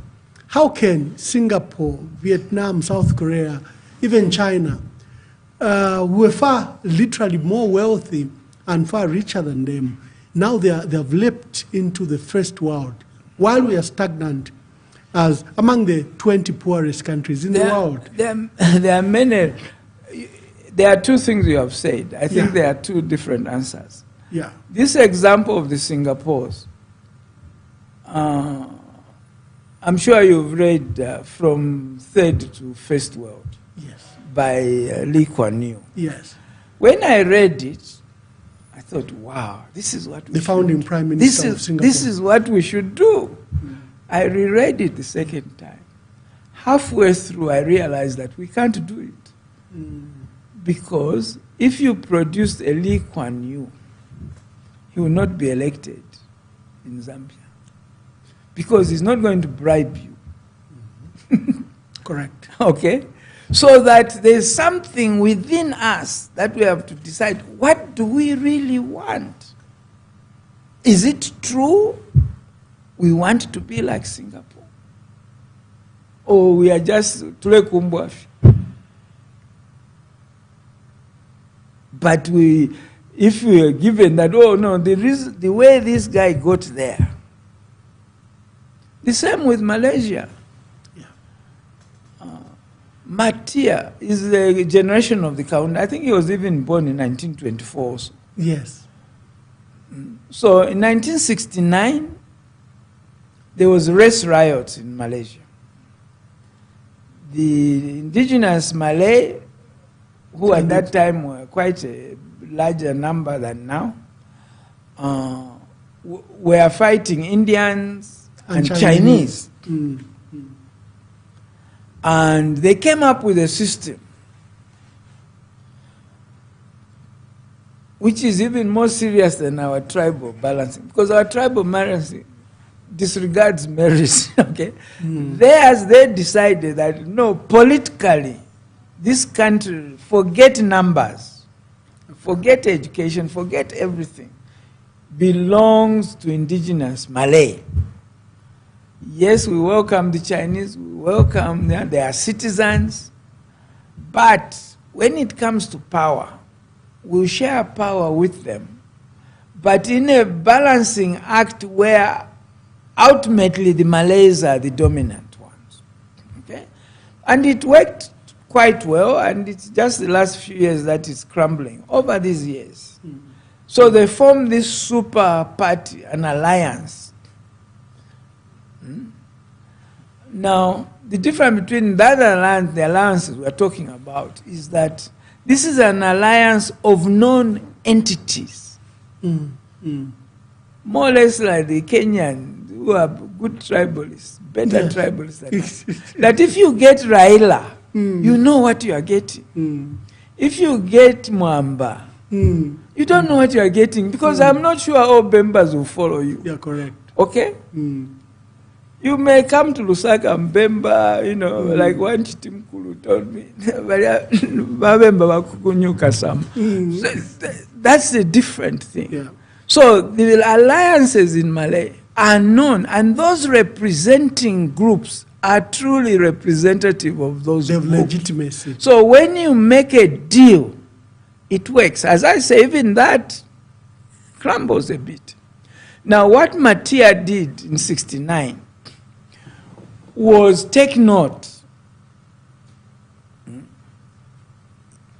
the courage to say, our people are aggrieved, and it's racial. But he asked the question, why are Malays more stupid than Chinese? Why are they weaker than the Indians? And he went through all the psychological thing, all the socialization. And to simplify his argument, there's a book called The Malay Dilemma. It's a very small book, but in other words, he was kicked out of the party, by the way. So during the period he was out of the party, he did this study. And he concluded that, see, one, by definition, a Malay is a Muslim. They are thinking about the world after death. Yeah. Two, they tend to live on the plains, like the Barossa plain areas. Yeah. They grow rice. The rice they need for the whole year requires 3 months' work. The rest of it, so they can work for 3 months and sit rest back, for 7 eat. months. They are not interested in so many worldly things because they are waiting to go to this paradise after they are dead. The other aspect is that, you see, they are very proud of being indigenous. In other words, even if you come with your Benz, he still feels superior to you because you are not indigenous. Yeah. But when he now looked, what are the advantages the Indians and the Chinese have? Entrepreneurship, education. Then he discovers that the same conclusion in the Singapore example, the same conclusion that Lee Kuan Yew discovered, because he was worried, although he's Chinese and they are majority, he was concerned about this minority, Malay, who had the same characteristics as the Malay in Malaysia. So they both decided to have focus on education. That the Malay students are scared of math, they are scared of science. So they started forcing schools to give extra science math class to Malay students. Secondly, what do they call it? This, like in job allocation, they made sure that in job allocation, school allocation, and so on, the Malays are put there. The apprenticeship opportunities that arise. Yes. In other words, by the time he came back, which was, I think, 74, and for the next 20 years, he was implementing a well-thought-out plan. He had figured out the problem deeply and the solutions. He had the guts to tell his people that here you are second class, and if you are going to be first class, this is what you have to do. Yeah. And over the years, in the 20 years, up to 2004, his program basically, the Malay are no longer second class, whether in science, in engineering, or in anything. The cure was education. We also have the same examples with our Afrikaner brothers in South Africa. We think we defeated apartheid. Yeah. By the time the apartheid, it had fulfilled this program. Because in 1948, Afrikaners were second-class whites. If you went to the university and looked for chancellors, they were British. If you went to the bank, they were British. Yeah. If you went to the petrol organization, they were British. So they were second-class whites. So, and they spent maybe 50 years studying their problem and organizing the solution. When the minute they won the election, they got down to the job. I mean, we don't like their legislation. But in terms of uplifting Afrikaners, now there is it's very difficult to find a British South African white. The whole university, the top guys are Afrikaners, the banks, all these banks which are here are Afrikaner banks. Correct. And they were deliberately set up in competition against Barclays Bank, against Standard Chartered Bank. Because although Standard Charters were started by Afrikaners, these were the Afrikaners who had been Anglicized. So, again, they had a deliberate policy. When they join a school committee, they are not just going to talk about uniforms, blah, blah, blah. They are talking about, if you don't have an Afrikaner headmaster, what qualification does he need next time to be there? So this detailed programming is the challenge that we have. We cannot become a Singapore without the sacrifice, the focus that they had. What is wrong? Apparently, we seem just to copy. We've had national development plans. Some you participated in them. The ones in the 70s, you found them inadequate. Then during multi-party state, like we're saying, the socialist market and planning. We even abandoned. We abandoned for 20 years. There were no. You see, what happened, as I said, that these imperialists, they are long-term runners. Yeah. And they have layers of leadership. You have your ordinary white racists you bump in a bar because you're a kefir or something. This system doesn't run on those. Those are just riffraffs. Oppenheimer doesn't care whether you share a toilet with him. The white person who cares is normally just trash. So the system is being run. So in the case of Zambia, since we are talking about independence, Yeah. that you see, the conservatives like Churchill, the system of Britain rejected him in 1944. You can imagine these big heroes, he has won the war, Yeah. speaks so well on radio. But when they went to vote, immediately after the war, they voted him out of office. Why is that? This is a hero. This is the one that has emancipated Britain. But at the next election... That is the other problem that you see. Does it mean that if, like me, that, okay, I work hard, I remove the one-party state, does that qualify me to run a government after the one-party state? There must be something more than that. Okay? So, even when Churchill... Did you, just on that question, you've raised the matter, did you feel disappointed that all your sweat, all your hard work, all your thought processes, there appear to have been a shift with these new people you had invited, and just the economic order of the world? Like you are saying, there was an IMF program on the run. It didn't matter which government. And we thought, I thought it would be rejected. Yeah. Okay, like we recruited these, they are not even real capitalists. I think Fanon knows them. They are Franz Fanon, the book and the hero the from wretched of the earth. Yes. You see, the bourgeoisie of ours are not the real bourgeoisie. They own nothing. They are just dealers in the middle. Okay? They are parasites. They don't produce anything.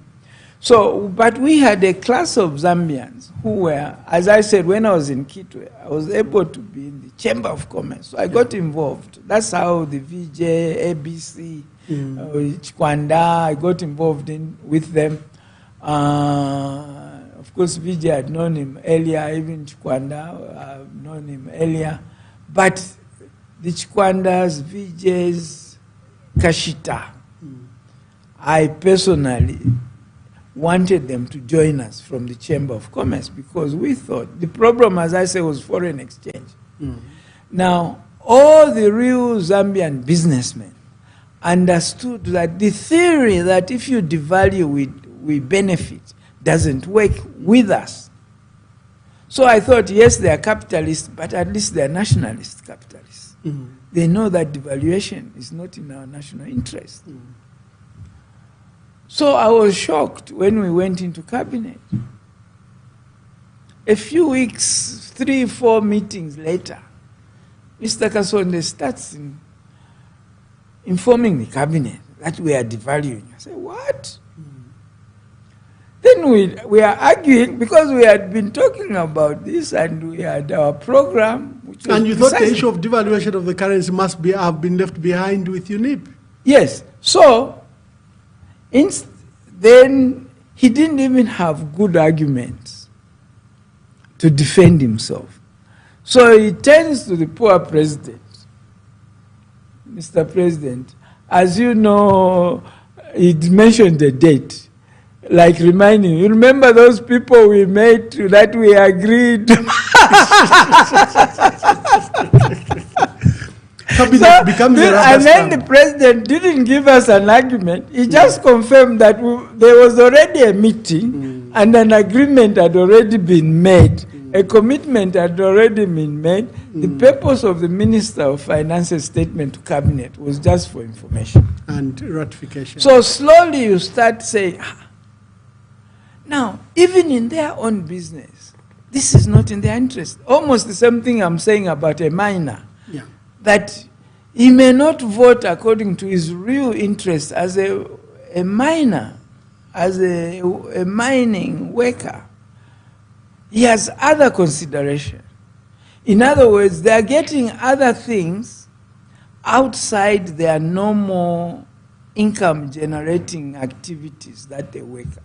So they do not even if they used to have a shop, the minute they are in cabinet, they are no longer representing shop owners. It's the same even with gender. Because with the coming of MMD government, this gender issue, like all these, I mean, people now think that they don't know that before 1991, the NGOs were the Boy Scout movement, the Girl Guide movement, the YWCA, and they talked about knitting and the Bible and stuff like that. They didn't talk about elections.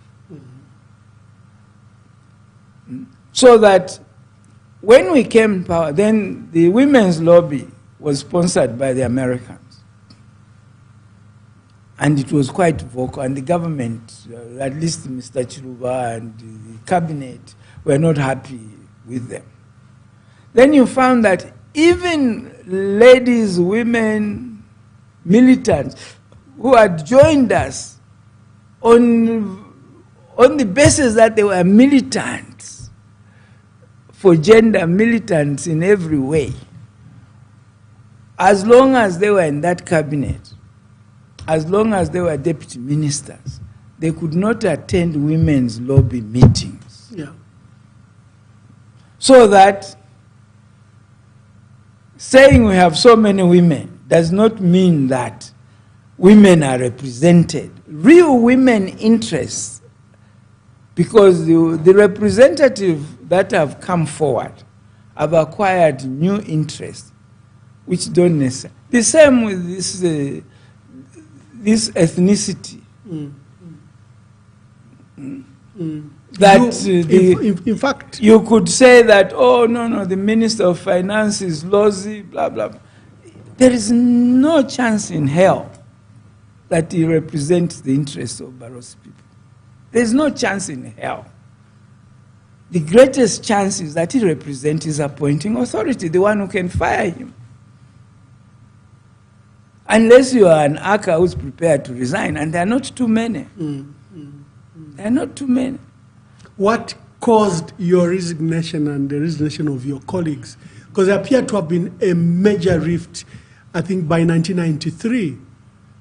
That cabinet fell apart, the Minister of Finance, yourself, Bodwin Nkumbula and others broke ranks with Dr. Frederick Chiluba. I've had time to examine that. Yes. You know the funny thing?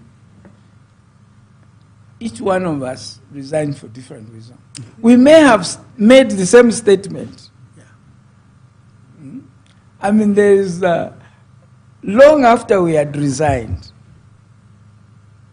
one day Bodwin Nkumbula tells Aka, something I've been trying to ask you for some time. I keep forgetting. I understand why I resigned, because I'm rich. Yeah. But why did you resign? You are poor. You needed the job. But I thought we had resigned for the same reasons. Yeah. Okay? Yeah. Then, Levi Mwanawasa, when me and Bodwin resigned, was very unhappy with me, particularly me. He really told, no, you can't surrender. You should stay because we need to fight inside. I tried to argue, no, we need to fight inside. So I said, no, we can't fight inside because the divisions that are coming in there are such that we are outnumbered. We can't sit outside cabinet to say, oh, as we are going to debate this issue, let us take this position.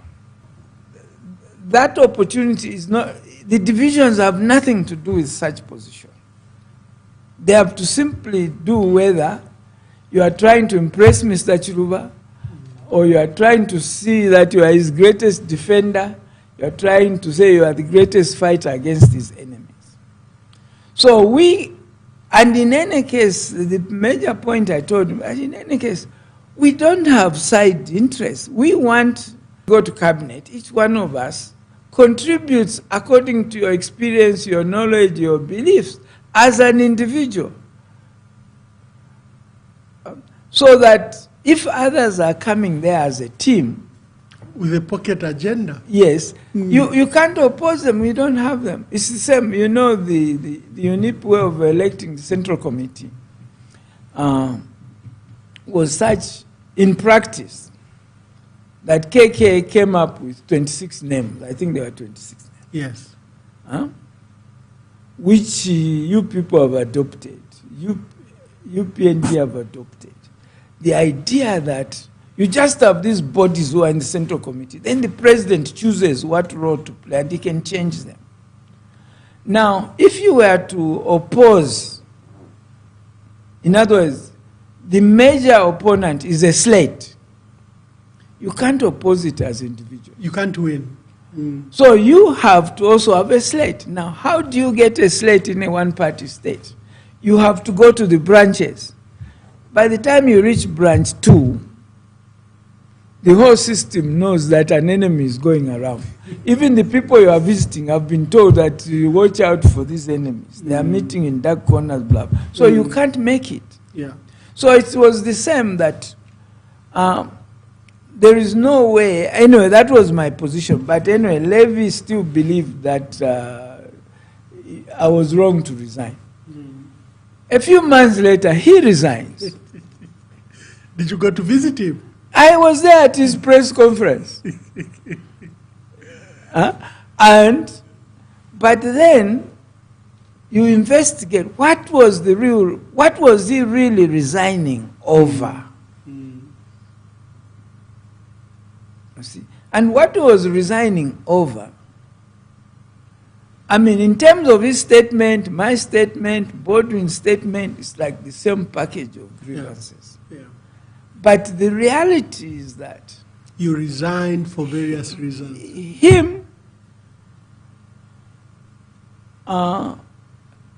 let's give an example that one day was acting president, Mr. Chiluba was away. Basically, Mr. Sata, who had been in government a long time, and he knew the system, which many Zambians don't know, that the government of Zambia is a one-man government. Yeah. You may pretend that you have powers when... To assume that the number 2, who is vice president, is really number 2 in terms of influence and powers is an illusion. So, of course, Mr. Sata understood that. So, he didn't have any time for respecting the vice president. He knew who to respect. Yes, he knew who to respect. So, when the president was not there, he assumes the president is not there. I'll talk to him when he comes back. Yeah. So, there was something that Mr. Sata did, or was reported to have been done, due to the information that, because when you're acting president, you may get some of the presidential information. You got that. So Levy, being legalistic, he assumes that while he's acting president, he has presidential responsibility. Well, at least responsibility. Yeah, correct. So exercising those responsibilities, he calls Mr. Sata. Mr. Sata refuses to come. He gets annoyed.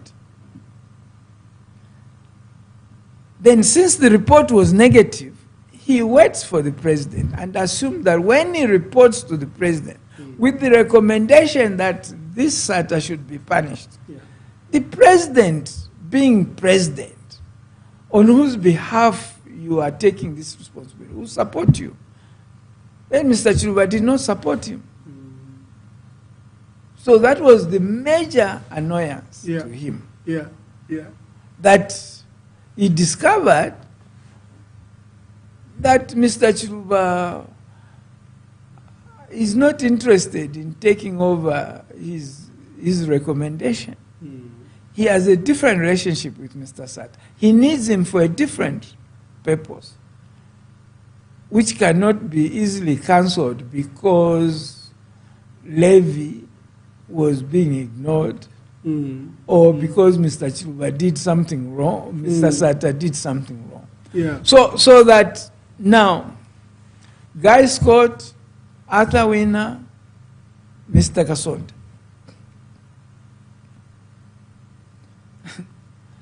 Unlike some of us would say, maybe, you may have differed, they never did. They were so respectful and considerate of Mr. Chiluba. They acted like they want to assure him that although they are older than him, although they have more experience than him, they are subordinate to him. So even when in argument, they were very supportive of him. There were no policy differences that they aired. I think that he was just exercising power. Now, this brings me to, as we begin to wind down, we've looked at 60 years. One of the proposals you've made is a revolutionary approach, where first we decolonize, I think then we promote education, but also you're concerned about the governance system, because in your summary, this is a one-man run government.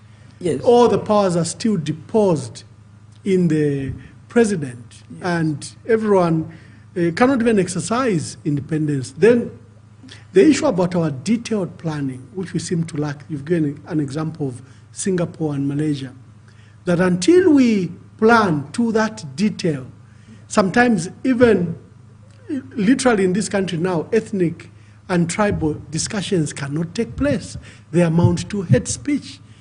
And for me, that has become dangerous, that we cannot have an innocent, sound discussion around issues of ethnic and tribal issues and history of our country. Yeah, and that is really that is really the crust of the matter. That first we've talked about the Constitution. I think that over the Constitution, over land, and over power sharing, there should be a real people's movement coming up with what the national agenda should be over those. And I would like to see a people's movement, not a political party, because political parties, they are almost condemned to just be limited to the next election. I don't think there's anything you can do to political parties to tell them that forget the next election, let's sort out the country, okay? But if there is a people's movement and a clear national agenda is put forward, it can then be presented to political parties to endorse or oppose. And the people then must decide. If you haven't endorsed our program, forget our vote. Then also to teach the people that please value your vote. I mean, the debasement of the vote is the number one thing that has devalued our program. The other aspect is selectivity. For instance, since independence, we do not have separation of powers between parliament, the executive, and the judiciary. We do not have it. We've never had it. But if we think that this problem started last week, we can't solve it. Because let's take the independence of the judiciary. We are lucky we have a historical illustration which showed that the independence of the judiciary doesn't exist. Because our first Chief Justice resigned. We literally hounded him out. Yes. He resigned. And when he resigned, he just went to, and this is an Irishman who had an option not to be Zambian, who chose to support the struggle, and as a result, he was made Chief Justice, but he was a real professional. So when party politics started harassing him, he resigned. The president tried to plead with him to bring him back. He followed him at the airport. There is a very funny picture of the president and the resigned Chief Justice walking towards the plane. So that was an example. So the president followed Skinner to the airport when Skinner decided to leave. Yes, he still decided. And then he became Chief Justice of Malawi. Okay. Now, so that now if we are dealing with the present constitutional court crisis, we must realize it's not a constitutional court crisis. It's a judicial crisis. It's a crisis of lack of independence of the judiciary, which has been there all along. This constitutional, why is it there? What problem was they trying to solve? Whose problem was being solved? Whose problem was solved? It's not a national problem. When did Zambia have a problem that the Supreme Court can't deal with constitutional matters? When was that crisis? It never existed. And you can actually build an institution like a constitutional court without reference to the people. No referendum was made. No statement of what was the problem we are trying to cause. No options of how you could solve those problems was made. Now, what made it possible? What makes it possible? What has always made it possible to create a critical institution like that without reference to the people? And the answer is straightforward.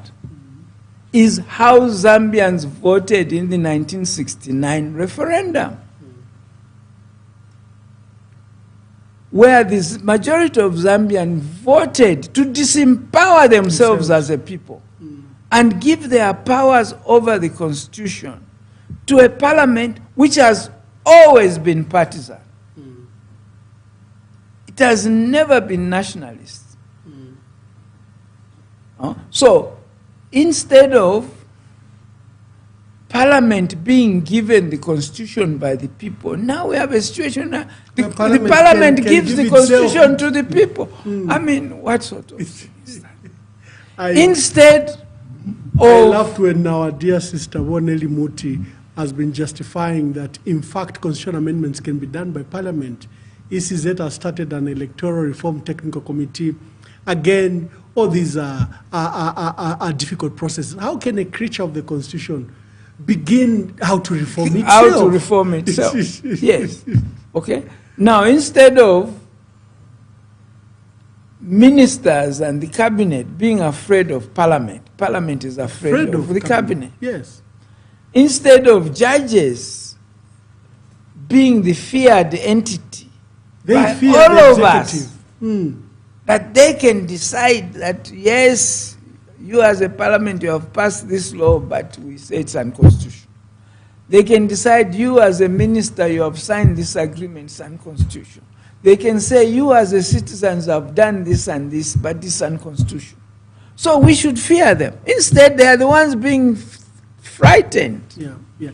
Do you have hope after the struggle you've waged over the years, after helping our country go multi-party democracy, when you do a reflection, and then as we go forward, you mentioned something very fundamental, that your parents and their generation knew what they want, what they wanted. Your generation knew what they wanted. Do you have hope that our young people know what they want, especially in reflection to our country? That is my major concern, whether the current, sometimes when I say the current, I rule myself out, although I'm still around. But the next generation, whether really they've captured what this African independence movement was all about and how critical it is, and the changes that were promised and are needed in the world that created colonialism in order for us to be finally, truly free, and in order for us to be genuine, developed, in order for us to be in charge of our governance and our development truly, not to have a situation where a minister will be scared of the first secretary of an embassy, a foreign embassy, who can tell him how to manage the economy, who can tell him who to appoint. I mean, that is the sort of situation that we have. Hope, I have hope. Okay. The day I lose hope, you find the following morning an announcement that I've committed suicide. Yeah. So hope we must have. The deeper the problem, the clearer surely the problems must be. My only plea is that let's look at the totality of the problem. Yeah. There are situations where the problem is the system. There are problems where the individuals are system. There are problems where both individuals and the system are a problem. And we are in that situation. Both the individuals we have put into leadership, ourselves as individuals, as citizens, are a problem. That's why our first duty is to look in the mirror. What are we doing or not doing which is perpetuating this problem? What can you do which can begin to solve this problem? How does your analysis of the problem, your proposition of the solution, move away from being short-term and personal to being long-term and social, to be inclusive? We need a constitution which is win-win for everybody. We don't need a constitution which makes it easier for Emmanuel to win the election and for me to lose. I will not be happy. It doesn't matter how he puts it, whether he gets the majority in parliament. He will have one unhappy citizen. And sometimes we have a whole group of unhappy citizens. So we need ourselves to change. And this is why we must be part of a national people's movement to change the constitution, to define the land laws, and in a manner that brings back the power over governance to the people, the power over land to the people. I was saying that the third part of it, which is basically power sharing. Yes. You know, we have layers of government. There's the government we call central government. There's the government we call local government. But in fact, we have no local government. Yes, local government is missing. You see? There was even a proposal lately criticizing the idea that members of parliament are not in the council. I was shocked. They're already in parliament. Why should they be in the council? Are we short of people to be in the council?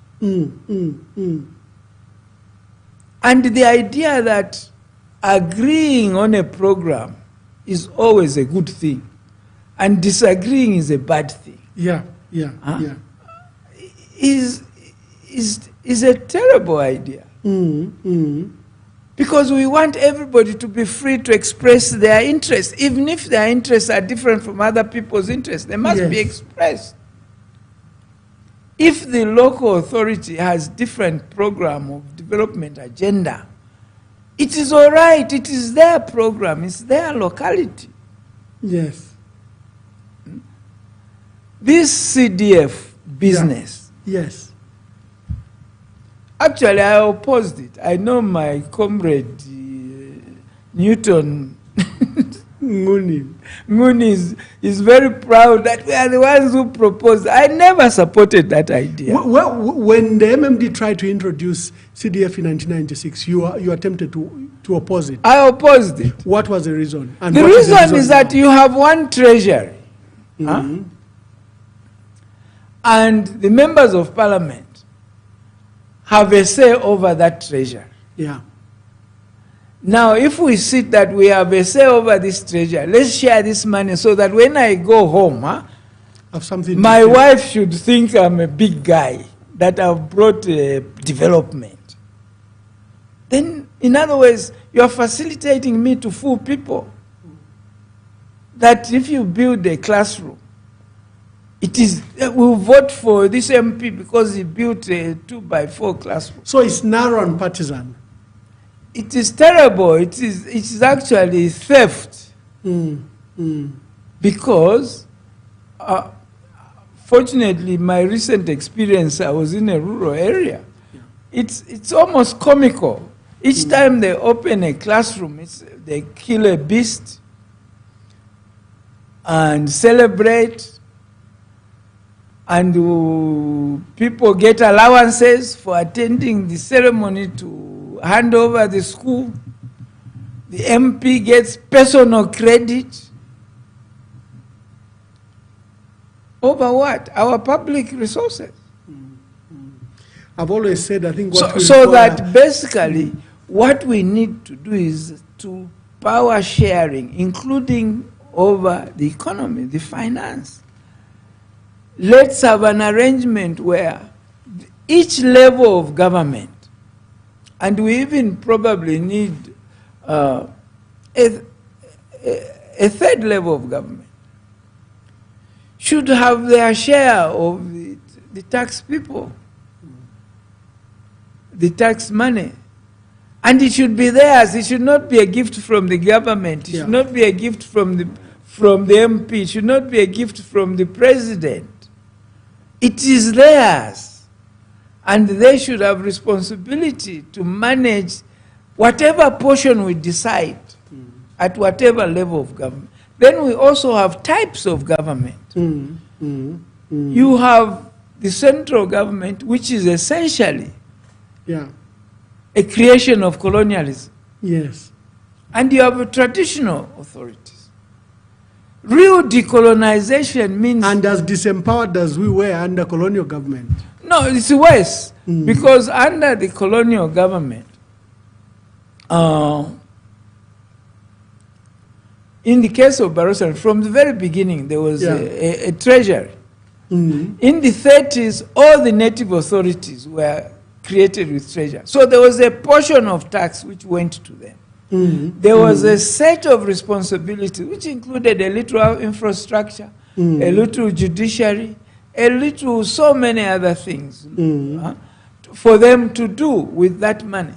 Then after independence, you take over. I know the Barossis think the treasury was taken. The Zambians think it's only the Barossi treasury which was taken.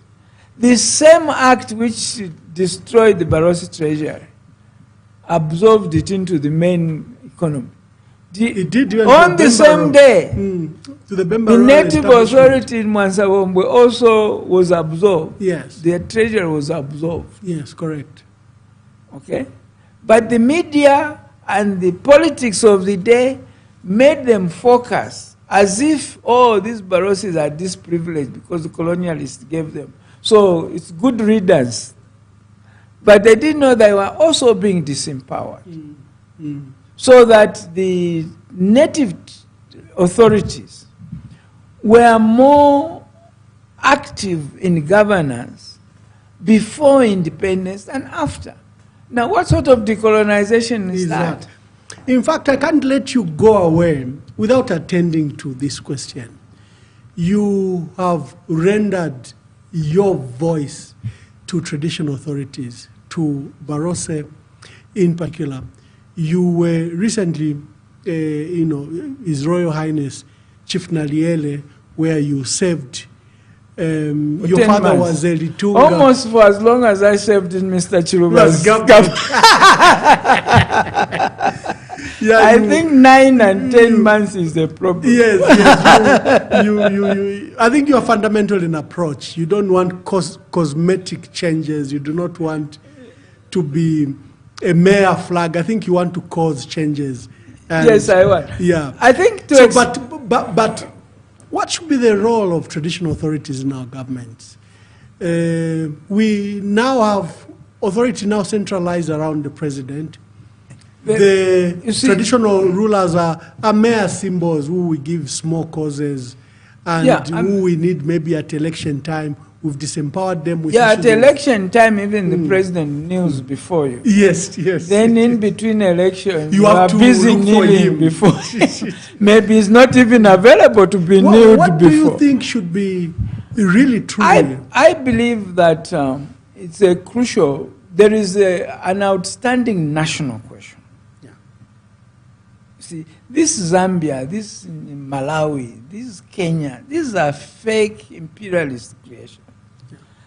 I don't think they are completely hopeless, but we have to Africanize them. And we have to build them in a linkage with organic structures of traditional authorities. By that I mean that, you see, let's start with the extreme position of Samora Machel, who said in order to build the nation, meaning Mozambique, the tribe must die. And by tribe, it means all these African systems. And which is very disappointing position by Samora Machel, who's supposed to be a revolutionary against Portuguese colonialism.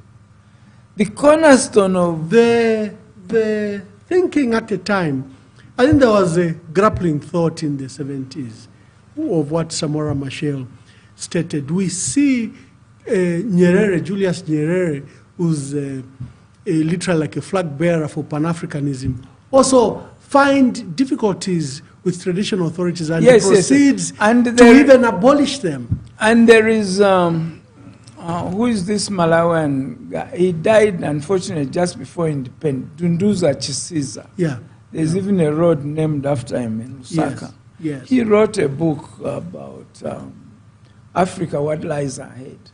He tackles this issue. He doesn't completely take the position of Nyerere, of Samora, but basically he thinks that the future should be of a disappearing traditional authority. Okay? And this to me is the problem that will cause us not to ever build these nations. Yeah. My, So there are nostalgic thoughts. my thinking. Yeah. Before you is come to that, sir, there are these nostalgic thoughts. A lot of people feel we should go back to traditional authorities, empower them, give them real power. The others, like Nyerere and Samora Machel, felt probably we need to fathom a new model. So I think then you compare the two. I think first let's recognize that there are two African nationalism. You see, normally when you talk about African nationalists, you are talking about people fighting for nations created by imperialism. Okay? So that I call it non-indigenous African nationalism. It is African nationalism to want Kenya to be independent, to fight for Kenyan independence. I don't think that's inherently wrong, to want Zambia to be independent. But it is also correct that there is indigenous African nationalism. Yeah. Nations which predate colonialism, which are organically African. So one can fight for the nationhood of traditional African societies. And the idea that one, particularly the non-indigenous nationalism, is the sole legitimate and sole representative authority of Africans, and that the indigenous African nationalism is inherently regressive or negative and should be done away with. Either the Nyerere way announced it's abolished, or the Zambian way hope that it will disappear. Yeah. None of them work. Because even in Tanzania, in fact, that Nyerere position has strengthened the traditional authorities that are genuine. The only traditional authorities that followed Nyerere's declaration that they should disappear are the fake ones created by the Germans. Yeah. Like Nyerere's own father was a chief, but a chiefdom created in the Shimabuku fashion by a European who say the structure you have is a non-structure. We have to structure you. We have to give you a chief. Yeah. So they had difficulties with that. The same way that these imperialists had difficulties with Gaddafi, because Gaddafi refused to form the standard European state. He went to the UN and said, I'm not head of state. Yeah. I'm not president. I'm just head of... I'm just privileged to be here to represent my people. And today you present someone, this is, the foreign ministers are in meeting in Addis Ababa. Okay, you go. Sit in the seat of the foreign minister for Libya. But if there's another meeting at the same time, another guy can go and sit there. So this became difficult. So they created chiefdom. Now those fake ones they created are the ones that disappeared.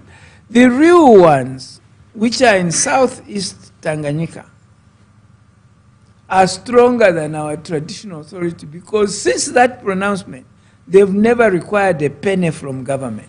Yeah. So they've sustained themselves and become properly and become proper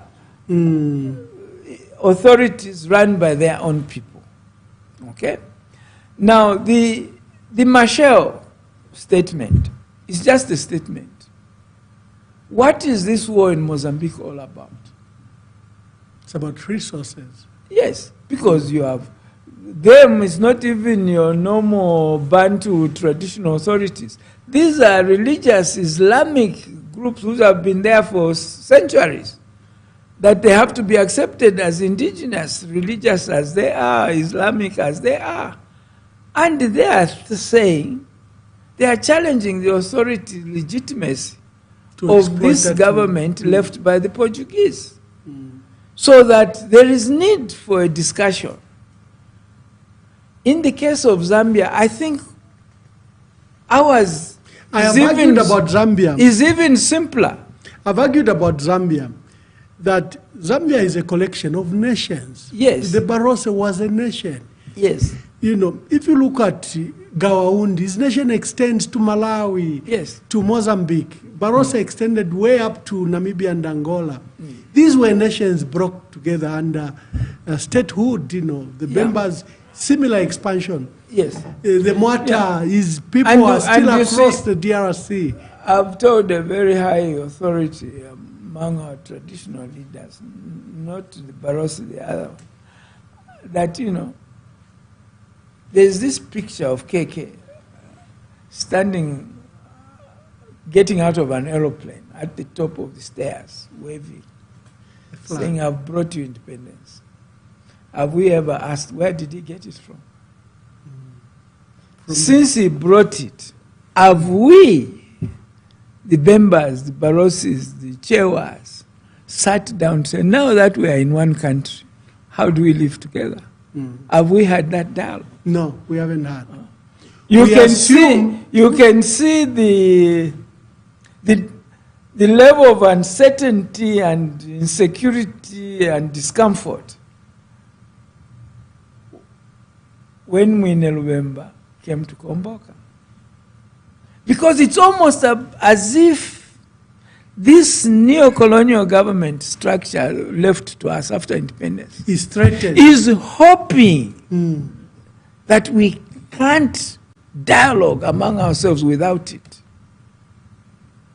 And this is why it can't finance us to be independent. It can finance you to sustain you. If they like you, they'll give you bread. And if they don't like you, they'll tell you we threaten bread. One of my problems, which made me a problem to the Zambian government, and I don't regard my departure as having to do with the quarrel with the Barroso government. It's the Zambian government. They got a chief who cannot be bought, because at my age, there's no amount of money that will make me say what I don't believe in. There's nothing I want. Yeah. I'm not looking for a car. I've lived many years with cars. So it doesn't work. Then you can't threaten me because I'm not afraid of dying. So, so it doesn't, and you can't cheat me. I know too much. Yeah. In fact, when they tried to cheat me, they've taught me so much which I didn't know. This is why I'm bringing this issue of land. It's very critical. Yeah. We have to re-examine all these land resettlement schemes. They are not in the interest of natives. The idea that if you build a classroom, government, using our tax money, builds a classroom, and they make a condition that once we've built this classroom, this land must be given back to the state. Why?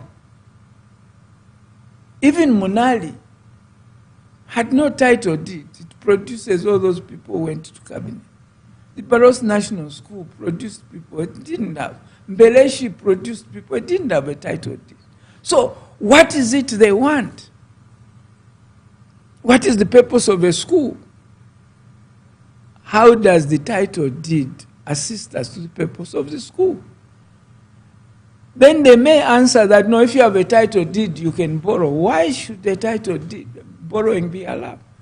Ian Smith, whom we think was a racist, 1971, passed a law forbidding banks from using traditional African land as collateral, but still insisted that they should still give loans. If you give a loan to a tractor, you talk about how the tractor will give you security, how the crop will give you security.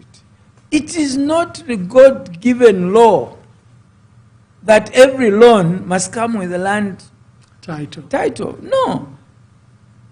That can be changed overnight.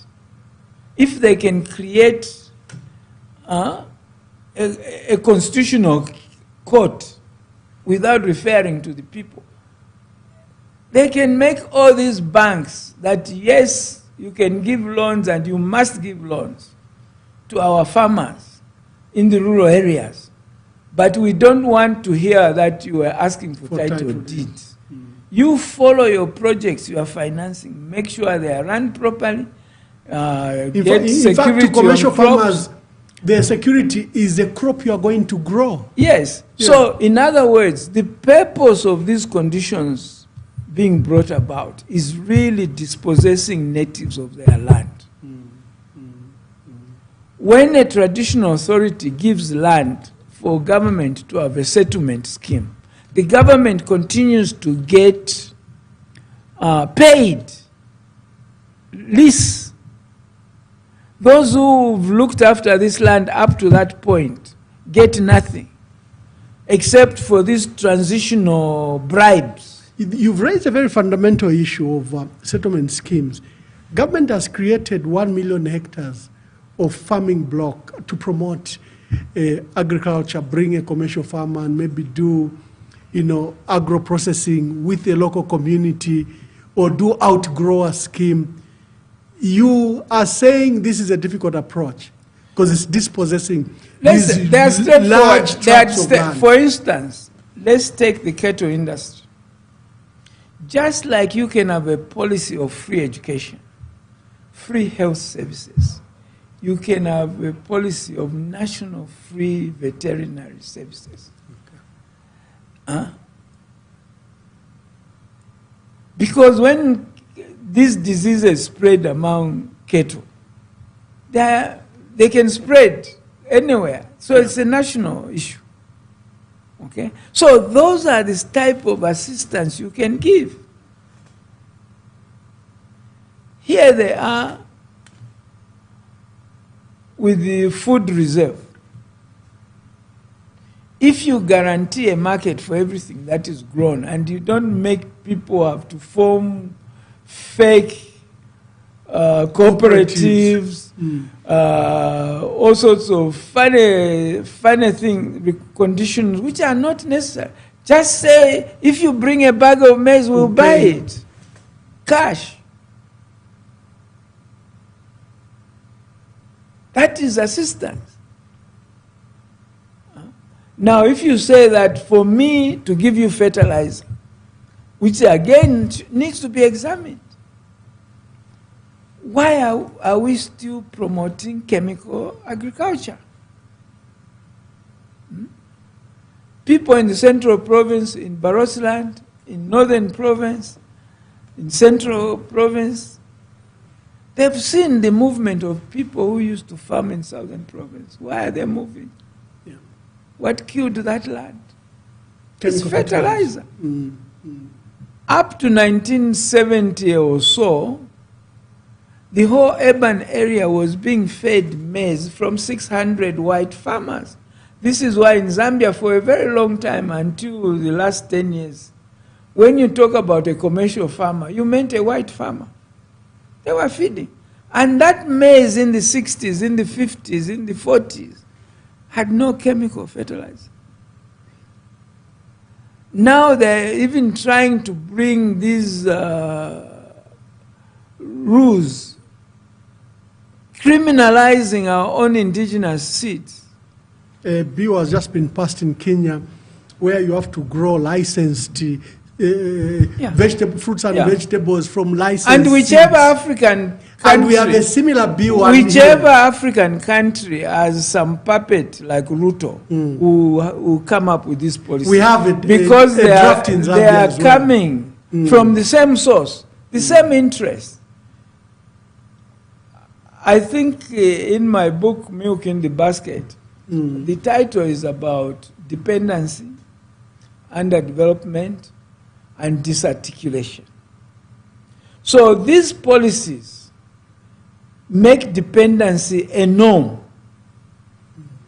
They have the effect of underdeveloping our people in terms of your power over the inputs to your agriculture.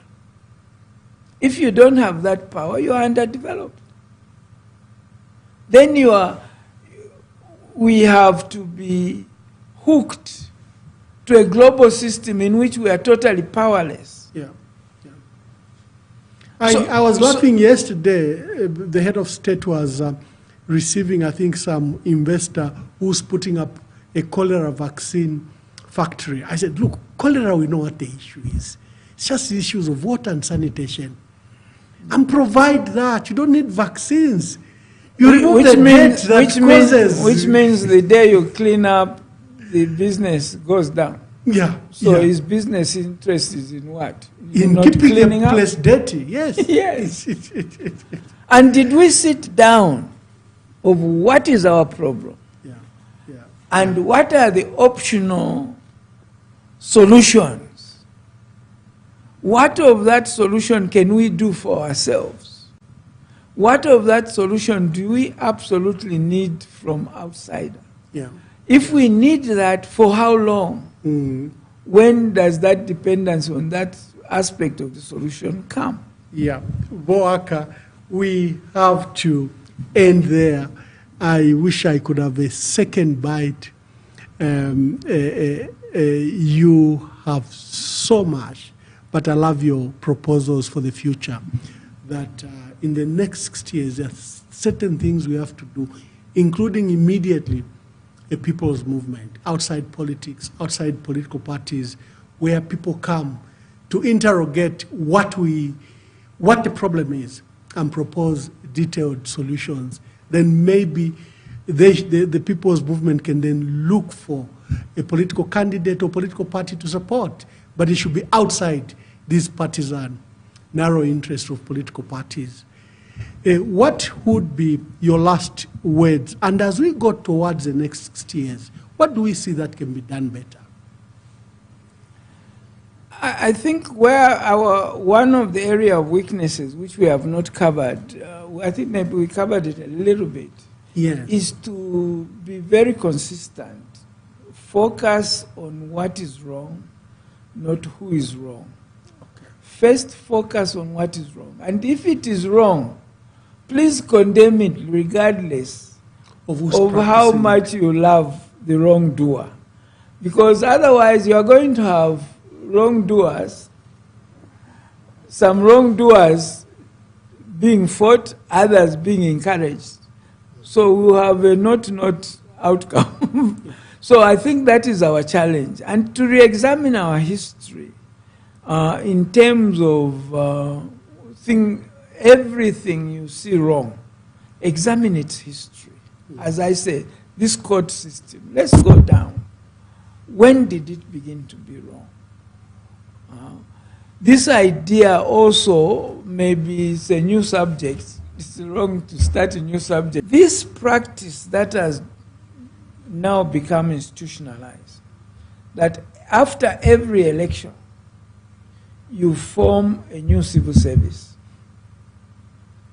then to a political party. Our failure to kill the one-party idea that a majority party, a ruling party, owns the government. Even the very terminology, UPN government, PF government, MMD government, these are wrong. They can never be. They can only be a national government.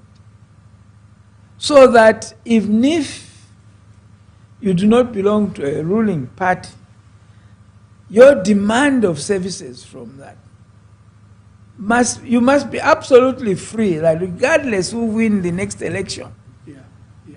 Your educational service, your health service, your road service, your access to contracts must not be influenced by your party affiliation. I think on that score, we are really gotten ourselves into muddy water from which we must get out. Wonderful.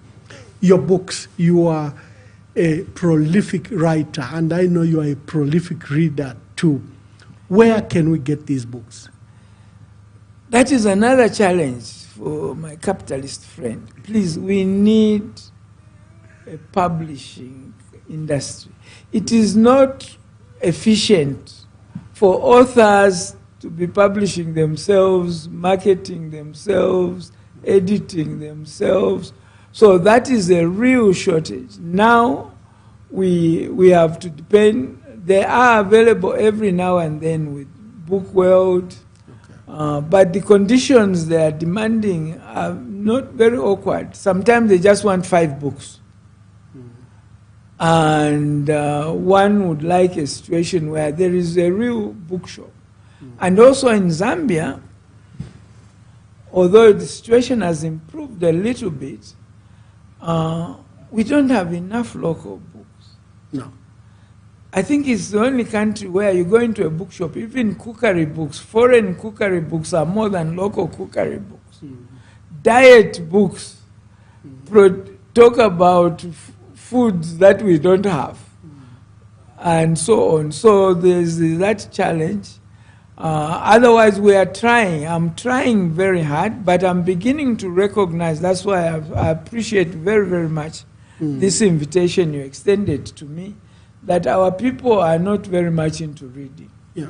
So those of us who have messages, yes, we should write because the book is good for records, but we must also look at ways in which we can represent what is in the book, whether it's bits of it in podcasts or bits and or bits series, in series. I think we are challenged to do that. Yes. Because it's so important, like the books you are holding, let's say the one you have first is actually by my sister. I think. African Indigenous Lifetime Child Development. Yeah. Living How to Live in Pre-Colonial Barotseland, Bulozi. This was done by Dr. Emmanuel Mbikusita Lewanika, your own distinguished sister. She has her own very successful life. The Land Question and Development Answers, Perspective and Future Aspiration. This is your book. Yes. Akashambatwa Mbikusita Lewanika. I have the national question of African indigenous nationalism, bastion of resistance in Barotseland. You're very passionate about the question of Barotseland. Akashambatwa. No, I'm more Mbikusita. passionate about indigenous Africa. Yeah, indigenous is Africa. Just a case study. Yes, correct. Yeah, but otherwise the topic really is the question of the fate of indigenous African systems, not only of governance, but of everything. Also indigenous knowledge. Yes, yeah, indigenous knowledge, there are a lot of land things. management. Yes. Like this climate change fad, that almost everything they are proposing is African culture. But they are now repackaging it as if we should We knew how to keep our trees. We knew how to keep our natural resources. Yes, I mean, they went to war against Temene, misrepresenting it. But now they are recognizing that that's the way we should be. But now you have to go to a workshop to get that knowledge. to get our knowledge. So political economy of Zambia, 1990. This is a new version end of milk of the one-party basket. state. Yeah, this is a revision of milk in the basket. Yeah, and the soul of Barotse people, a heritage of land, labor, livelihood, and forward by Hicks Skazwe. Beautiful book. And Barotse National Library. I think this is an example of, this was a magazine, yes. Yes. So these are the alternative way of presenting. It's easier for people to read magazines. Yes. But still, it faces the problem of our reading culture. Any book in the works? Yes. Yes. There's a book on the way? As many. And now that as you frolic with grandchildren, you can choose to read them over. Yes. Make audio books. You can even do video books. Yes. Just let the camera run and speak to the chapters. It's a new way of reaching our young people. No, in fact, this is we have to take advantage of this new technology.